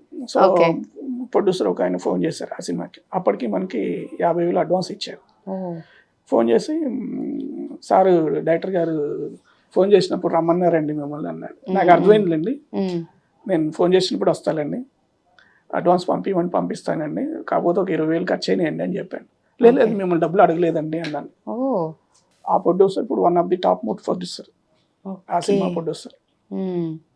సో సందర్భాలు అలాంటి ఆ సినిమా చేయలే. తర్వాత ఆ రోజు కూడా చెప్పొచ్చాను నేను, అన్నయ్య ఈ సినిమా రిలీజ్ అయ్యాక ఫస్ట్ మాట్లాడేది మీ ప్యాటర్న్ వెళ్తే ఎయిటింగ్ బ్యాడ్ అంటారు, గుర్తుపెట్టుకున్నాను. మిమ్మల్ని ఏదో అనాలని కాదు నా ఉద్దేశం. ఇంతకీ అది రిలీజ్ అయింది, మీరు నెట్లో ఎత్తుకుంటే ఆ సినిమా పట్టగలిగితే అర్థమవుతుంది. ఓకే, సో సేమ్ ఆయన అనుకున్న ప్యాటర్న్ పెట్టేశారు. అంత బాగుంది కానీ బ్యాడ్ ఎయిటింగ్ అని ఉంది. మనం ఆ సినిమాకి అక్కడతో కట్. ఎక్కువగా ఆల్మోస్ట్ గుర్తు చేసుకుంది చెప్పింది మాత్రం జేడి గారి గురించే. సో ఆయనతో మీ వర్కింగ్ ఎక్స్పీరియన్స్ ఏ విధంగా ఉంది? అసోసియేషన్ యాక్చువల్లీ జేడి సార్ గురించి చెప్తుంటేనే మీ ఫేస్ మీద ఒక స్మైల్ వచ్చేస్తుంది. ఆయన హీరోగా యాక్టర్గా చాలా మందికి తెలుసు, కానీ ఆయన అద్భుతమైన డైరెక్టర్, సేమ్ టైం రైటర్ కూడా. ఓకే, వర్మ గారి దగ్గర ఏదైతే షార్ట్ మేకింగ్ స్కిల్స్ ఉన్నాయో ఆ స్కిల్స్ ని అద్భుతంగా గ్రాప్ చేసుకున్నాడు. గ్రాప్ చేసుకుని తీయగలిగేవారు జేడి గారు. ఆయన ఆల్రౌండర్. అందరూ ఏమనుకుంటారంటే ఎయిటింగ్ తెలియడం వేరు, ఎయిటింగ్ చేయడం వేరు, ఎయిటింగ్ అంటే ఇది అనుకోవడం వేరు. చాలా డిఫరెన్స్ ఉంది. అందరూ ఏమనుకుంటారు, అన్ని ఒకటే అనుకుంటారు. అసలు వాట్ ఈస్ ఎడిటింగ్ అంటే ఏవైతే ఉన్నాయో ఇవి బాగా తెలిసిన వాళ్ళు ఒక తక్కువ మంది డైరెక్టర్స్. ఒక సినిమా చేసాం, సరే ఆ సినిమా పేరు వదిలేస్తే, వాళ్ళు తీసిందంతా ఒక ప్యాటర్న్, తమిళ్ ఫ్లేవర్ లో తీశారు, ఒక మాస్ హీరో లాగా మాస్ కంటెంట్ లాగా తీశారు. కానీ దాన్ని మేము జస్ట్ లైక్ సత్య ప్యాటర్న్ లో, అంటే ఆఫ్ బీట్ మూవీ కైండ్ లో ఎడిటింగ్ లో మార్చగలిగారు. సో దాంట్లో ఆయన క్యాపబుల్స్, ఆయన క్రియేటివ్, ఆయన ఎడిటింగ్ ఇన్పుట్స్ అనేది ఎక్కువ ఉంది. అది అందుకనే అన్నాను, ఆయనకి అన్ని విషయాలు ఎక్కువ తెలుసు, ఆల్రౌండర్ అని. ఇప్పుడు మనతో ఎవరు పని చేసినా కానీ రెండోసారి అగైన్ మన దగ్గరికి వస్తారు, అది పక్కా అండి. ఇంకా లేదు మనతో ఒక 1/2 అవర్ 1 అవర్ సినిమా గురించి మాట్లాడితే ఇంకా మనతో వాళ్ళు ఏదో ఒక సినిమా చెప్తారు. అన్ని నాకు వచ్చిన సినిమాలన్నీ అలాగే. మనం ఇందాక మాట్లాడుకున్నప్పుడు ఒక కంపెనీలోంచి ఎడిటర్ అవుతారు ఎవరైనా, నేను ఒక్కడనే బయట సినిమాలకి ఎడిటర్ అయిపోయాను, అన్ని అందరు. సో అదొక్కటి కూడా ఉండింది, మీరు అన్ని బయట చేశారు కానీ మీరు నేర్చుకున్న కంపెనీలో చేయలేదనే ఒక చిన్న అది కూడా ఉండింది.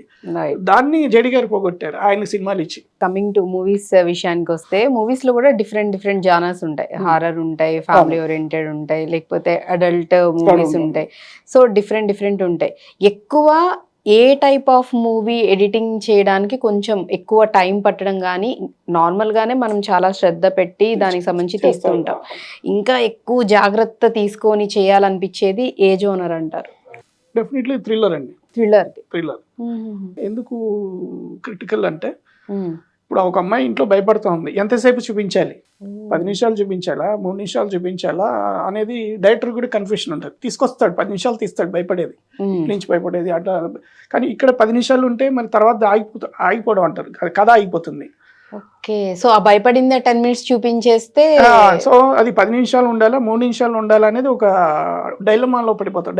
ఎడిటర్ మీద వదిలేస్తారు అప్పుడు మ్యాక్సిమం. లేదంటే డైరెక్టర్ కూడా లేదండి మనం 3 నిమిషాలు పెట్టుకుందాం, మళ్ళీ నెక్స్ట్ లేట్ అయిపోతున్నాం, ఇట్లా ఉంటుంది. సో డెఫినెట్ గా థ్రిల్లర్స్ కి చాలా మూవీస్ అనేవి ఎక్కువ కొంచెం ఇంకా ఎక్కువ జాగ్రత్తగా చేయాలి. రైట్.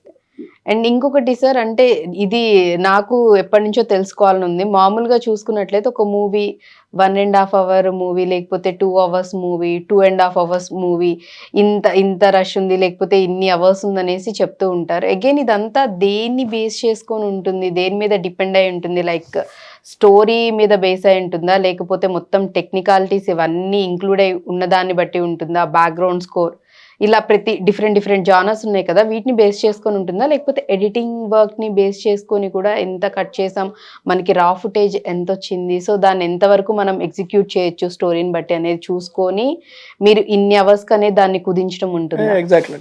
ఇప్పుడు ఒక సినిమా ఎడిట్ చేస్తారు, సరే అనుకుందాము ఒక 3 గంటలు వచ్చింది. సో అంటే బ్యాక్గ్రౌండ్ స్కోర్కి వెళ్ళే ముందు 3 అవర్స్ వచ్చింది. సో ఇప్పుడు ఒకసారి ఎడిటర్ దాంట్లో ఎవరైతే డిసిషన్ మేకింగ్ కీ రోల్ ఉంటుందో ఆ పర్సన్ అందరు కలిసి చూస్తారు. చూసినప్పుడు మనం అనుకున్న కంటెంట్ 3 గంటలు ఎక్కువ అనేది ఒక పాయింట్ వస్తుంది. లేదు మన దాంట్లో 2 పార్ట్లే ఉన్నాయి, 3 గంటలు అంటే టాకీ ఎక్కువైపోతుంది, చూడడానికి ఇంట్రెస్ట్ ఉండదు. సో మనం 3 అవర్స్ దాంట్లో ఎలిమెంట్స్ ఏవి ఎన్హాన్స్గా ఉన్నాయి అంటే ఏవి స్ట్రైకింగ్గా ఉన్నాయి, హుక్ పాయింట్లా ఉన్నాయి అంటే ఏ సీన్స్ ఉన్నాయి.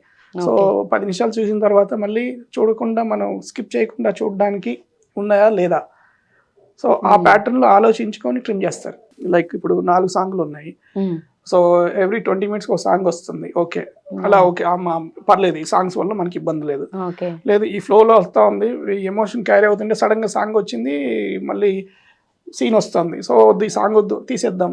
సో ఇలాంటివి కొన్ని డిసిషన్ తీసుకుంటారు. లేదు నాట్ ఓన్లీ సాంగ్, అక్కడ ఫైట్ ఉన్నా తీసేస్తారు, సీన్స్ కూడా కొన్ని తీసామని చెప్తూ ఉంటారు. సో ఆ ఫ్లో కోసం డైరెక్టర్ వాంటెడ్లీ చేయకపోవచ్చు, బట్ వాళ్ళు అలా అనుకుంటారు, వాళ్ళు తీసిన ప్రతి షాట్ ఉండాలంటారు, కానీ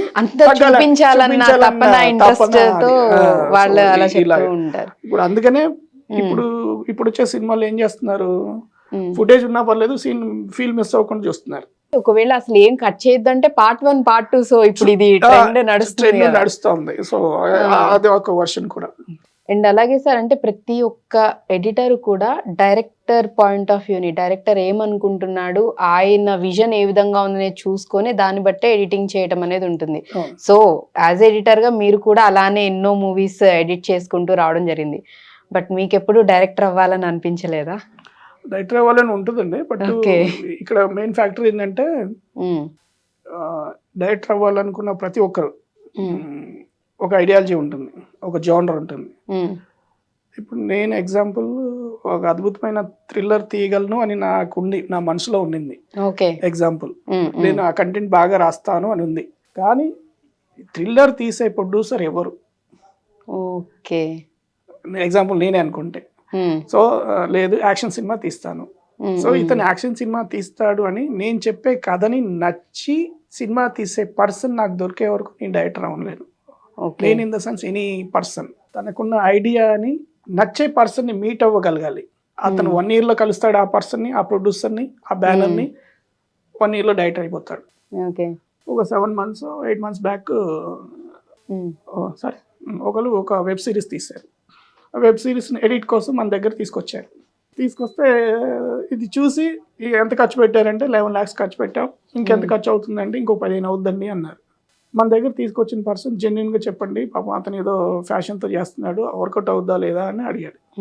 సరే వాళ్ళందరూ ఉన్నారు డైరెక్టర్ వాళ్ళందరూ వెళ్ళిపోయాక లేదులే వర్కౌట్ అవుద్ది అని చెప్పి, లేదులే అన్నారు, నువ్వు కరెక్ట్ చెప్పకపోతే అతను లాస్ అవుతాడని, అది వేస్ట్ అని చెప్పాను. కొంచెం అవునా అయితే ఎందుకు అంటే ఏదో రీజనింగ్ చెప్పా, ఇది అని చెప్పాను, అయిపోయింది. వాళ్ళకి అది నచ్చింది. సో ఇప్పుడు అతని దగ్గర బ్యాలెన్స్ 18 లక్షలే ఉన్నాయి, దాంట్లో ఏదో సినిమా చేయాలన్నారు. నువ్వు కొత్తగా ఇలా అంటావు కదా, ఓ పని చేయి, నువ్వు క్రియేటివ్గా ఉండి ఏమన్నా సినిమాలు చేయి, నేను డైరెక్ట్ చేస్తానని చెప్పి ఎవరైతే పర్సన్ వచ్చారో అతను కూడా డైరెక్షన్ డిపార్ట్మెంట్. సో అప్పుడు అతనుకున్న బడ్జెట్లో ఎలాంటి సినిమా చేయాలి, మళ్ళీ పేరు రావాలని చెప్పేసి ఒక సినిమాలో 4 కథలు ఒకదానికొకటి సంబంధం లేకుండా డిఫరెంట్గా ఉండేలాగా కంటెంట్లు అనుకున్నాం. ఒక 3 రోజుల్లో ఏమంటే కంటెంట్ చెప్పాం, ఆఫీస్ తీశారు, ప్రాజెక్ట్ అయిపోయింది, యాక్టర్స్ని మాట్లాడడం అయిపోయింది, అన్నీ అయిపోయింది. లాస్ట్ మూమెంట్లో ఏమైందో తెలీదు, ఎవరైతే పర్సన్ మన దగ్గర తీసుకొచ్చాడో అతను ఇన్వాల్వ్ అవ్వడం మానేశాడు. డైరెక్టర్గా నేను చేస్తాను అన్న పర్సన్ ఇప్పుడు ఈ ప్రొడ్యూసర్ నువ్వు డైరెక్ట్ చేయంటాడు. అతన్ని అన్న తర్వాత నేను ఎలా చేస్తాను? సో ఇది తిరుపతిలో పూజ చేయించుకొని వచ్చారు, ఒక 7 నెలలు ఆఫీస్ తీశారు, ఇంత జరిగింది.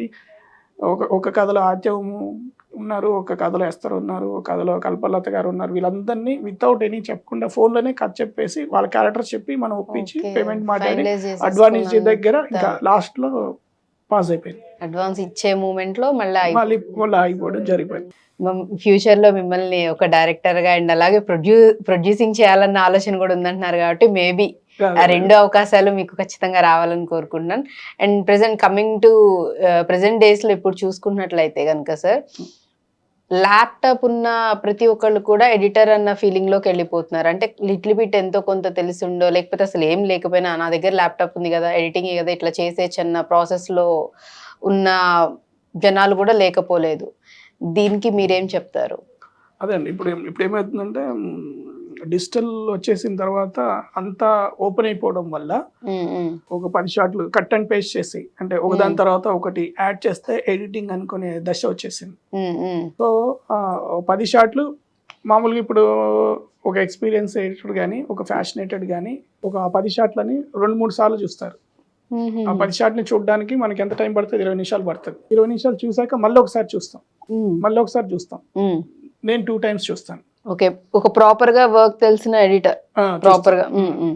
మామూలుగా వీళ్ళు ఏం చేస్తున్నారు, ఇప్పుడు వచ్చింది ఫస్ట్ వైడ్ వచ్చింది, తర్వాత అది డైలాగ్ ఏంటి సార్, తర్వాత డైలాగ్ ఆడ యాడ్ చేస్తారు, తర్వాత డైలాగ్ ఏంటి సార్ యాడ్ చేస్తారు. సో చేసుకుంటూ వెళ్ళిపోతారు. వెళ్ళిపోయాక ఒకసారి చూస్తారు, అన్ని డైలాగులు వచ్చాయి చూసుకుంటారు. కానీ ఈ డైలాగ్ తర్వాత ఇక్కడ ఆర్ఆర్ కోసం స్పేస్ ఉండాలి, మ్యూజిక్ డైరెక్టర్ ఆర్ఆర్ వేయాలి, డైలాగ్ క్లాష్ అవ్వకుండా ఒక షార్ట్స్ ఉండాలి అన్న ఒక సెన్స్ ఉంటుంది. ఒక చిన్న సీన్ లో కూడా 3 వేరియేషన్స్ వచ్చే ఉంటుంది. ఆ 3 వేరియేషన్స్ ని ఇవ్వగలిగేలాగా ఎడిట్ చేయగలగాలి. అది ఇప్పుడున్న ఎవరైతే ఇప్పుడు ఎమ్మటే చూసి అంటే ఇన్స్టిట్యూట్ లో కమాండ్స్ తెలుసుకొని ఎడిటింగ్ తెలుసుకొని వచ్చేస్తున్నారు. ప్రీమియర్ అంటున్నారు, మీకు ఫిలిం మీద చేశాను, తర్వాత యావిడ్ మీడియా కంపోజర్ మీద చేశాను, నేను ప్రీమియర్ కూడా చేయగలను, అండ్ ఇప్పుడు డావెన్సీలో కూడా చేస్తున్నారు. ఇవన్నీ ఎడిటింగ్ సాఫ్ట్వేర్లే, కానీ ఎడిటర్ యొక్క కంటెంట్ వాడు చేసే టాలెంట్ బట్టి ఉంటుంది, వచ్చిన ఫుటేజ్ని బట్టి ఉంటుంది. మీడియా కంపోజర్లు చేసిన ఎడిటర్ అద్భుతంగా, డైరెక్టర్ కంటెంట్ బాగుంటే వస్తుంది. ప్రీమియర్లో చేసినా అలాగే, లేదు డావెన్సీలో చేసినా అదే, లేదా చిన్న ఇంకా సాఫ్ట్వేర్లు ఉన్నాయి, క్యాప్ కట్ అని అవన్నీ. కానీ కంటెంట్ సాఫ్ట్వేర్ని బట్టి కాదు, only editor creative skills and వచ్చిన content with collaboration of director creativity, అద్భుతమైన ఎడిట్ వస్తాయి. ఓకే, సో ఇవన్నీ ఉండి ప్రాపర్ గా ఆ టెక్నికాలిటీ అవన్నీ తెలిసిన వాళ్ళు ఒక ప్రాపర్ ఎడిటర్ అవుతారని నా ఉద్దేశం. ఒకవేళ అంటే ఎవరన్నా ఒక డైరెక్టర్ ఒక మంచి స్టోరీ ఉండి కథ ఉండి రావాలి అనుకుని, ఒకవేళ అంత సరే ఒక్కొక్కరిని అంటే ఒక్కొక్క క్రాఫ్ట్ లో వాళ్ళు చూస్ చేసి సెలెక్ట్ చేసుకుంటూ ఉంటారు. అలాంటిది ఎడిటింగ్ దీనికి వచ్చేసరికి మిమ్మల్ని తీసుకోవాలి అని అంటే వై, ఎందుకు మిమ్మల్ని చూస్ చేసుకోవాలనే దానికి మీరు ఏం ఆన్సర్ ఇస్తారు? వై వెంకట్ గారు డెఫినెట్ గా అండి, ఇప్పుడున్న పరిస్థితుల్లో వై మీ, నన్ను ఎందుకు పెట్టుకోవాలి అంటే as a my point of view, నువ్వు తెచ్చిన స్క్రిప్ట్ లో నీకు అద్భుతమైన ఆర్డర్ ఇవ్వగలను. Okay, in the script, not only editing table, in the script. So ఎందుకంటే నేను ఈ మధ్య 2-3 సినిమాలకి స్క్రీన్ ప్లే కూడా రాశాను. రోలగుంట సూర్య అని ఒక సినిమా రిలీజ్ అయింది, దానికి స్క్రీన్ ప్లే కమ్ ఎడిటర్. నా దగ్గరికి వచ్చే డైరెక్టర్కి నువ్వు కథ చెప్పి నిజంగా జెన్యున్ గా you want a good output అనుకుంటే నీ స్క్రిప్ట్ లో అద్భుతమైన ఒక ఆర్డర్ ఇవ్వగలను, నీకు నచ్చితే నువ్వు పెట్టుకో, లేదంటే నీ ఆర్డర్కి వెళ్దాం. అండ్ ఎడిటింగ్ టేబుల్లో నువ్వు అనుకున్న దానికన్నా ఒక బెస్ట్ ఆర్డర్ ఇస్తాను. ఎడిటింగ్ టేబుల్లో బెస్ట్ ఆర్డర్ ఇస్తాను. And with the help of AI ద్వారా నేను నేర్చుకుంది, నేను చేయగలిగేది. ఇప్పుడు నువ్వు నీ సినిమాలో 2-3 సాంగ్స్ ఉంటాయి, లేదు 2 సాంగ్స్ ఉన్నాయి అనుకుందాం. నీ 2 సాంగ్ని నువ్వు ఒకరితో పాట రాయించాలి, ఒకరితో మ్యూజిక్ చేయించాలి. ఈ 2 అయ్యే వరకు నీ పాట ఎలా వస్తుందో తెలియదు, నీ విజన్ ఎలాగో ఉంటుంది. ఇవన్నీ జరగడానికి నీకు ఫస్ట్ పాట రాయించాలా, అదొక 1 వారం రోజులు, పాట రికార్డ్ చేసి పాడించాలా, అదొక 1 వారం రోజులు. ఎంత స్పీడ్ చేసినా అంటే వారం 2 weeks ఆల్మోస్ట్ 15 రోజులు అవుతుంది మినిమం. ఎంత స్పీడ్ చేసినా 10 days అనుకోండి. ఈ 10 days తర్వాత నీకు ఒక అవుట్పుట్ వస్తుంది, సాంగ్ వస్తుంది. అప్పుడు నువ్వు అనుకున్నట్టు ఉందో లేదో తెలియదు. సో అంత వరకు ఆగకుండా నువ్వు నాకు ముందే ఇస్తే నీకు ఒక వర్షన్ పాట ఇస్తాను. నువ్వు విన్న తర్వాత నీ ఐడియాలకు దగ్గరగా ఉందో లేదో దాంట్లో చెప్పి మ్యూజిక్ డైరెక్టర్ తీసుకెళ్ళి ఈ పాట చూపించేసుకొని దీంట్లో ఇది మిస్ అయింది, ఇంకో నాకు చెయ్యి అంటే నీకు తొందరగా బెస్ట్ అవుట్పుట్ వస్తుంది. ఓకే, క్విక్ గా అవుతుంది, బెస్ట్ వన్ వస్తుంది. ఇప్పుడు నువ్వు ఇమాజిన్ ఉండే పాట ఏంటో తెలీదు, నేను నీకు ఇచ్చేస్తున్నాను నేను వితౌట్ ఎనీ ఎక్స్పెన్సివ్ నన్ను పెట్టుకున్నందుకు ఏఐ ద్వారా నేను అది చేయగలను. సో అట్లాగే బ్యాక్గ్రౌండ్ స్కోర్ కూడా నేను చేయగలను ఏఐ ద్వారా. సో ఇది నా దగ్గర ఉన్న ద బెస్ట్ పాయింట్. అందుకని ఎవరైనా నా దగ్గరికి రావాలనుకుంటే ఇది ప్లస్.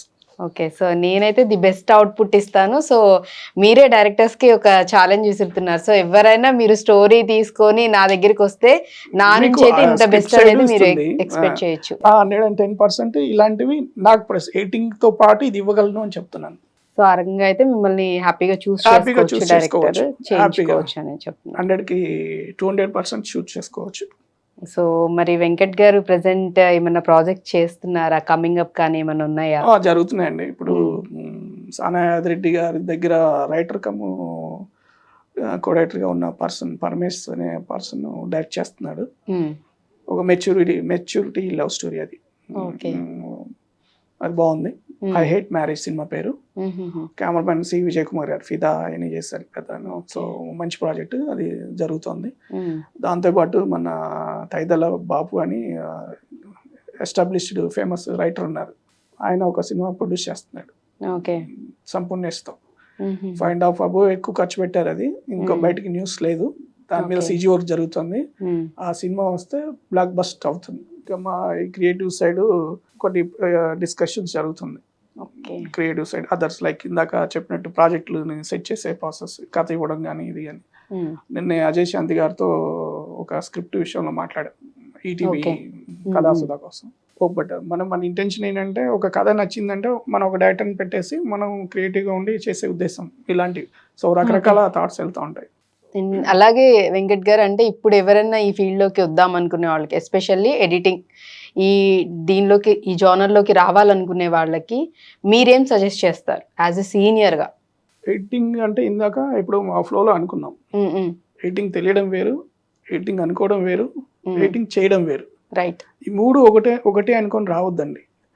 సేమ్ టైం ఏవో 4 కమాండ్లు తెలిసాయి కదా, ఇదే ఎడిటింగ్ నాకు ప్రీమియర్ వచ్చు అనుకొని అది కూడా కరెక్ట్ కాదు. ఇంకొకటి ఒక షార్ట్ ఫిలిం కానీ ఎడిట్ చేయడం ఒక పద్ధతి.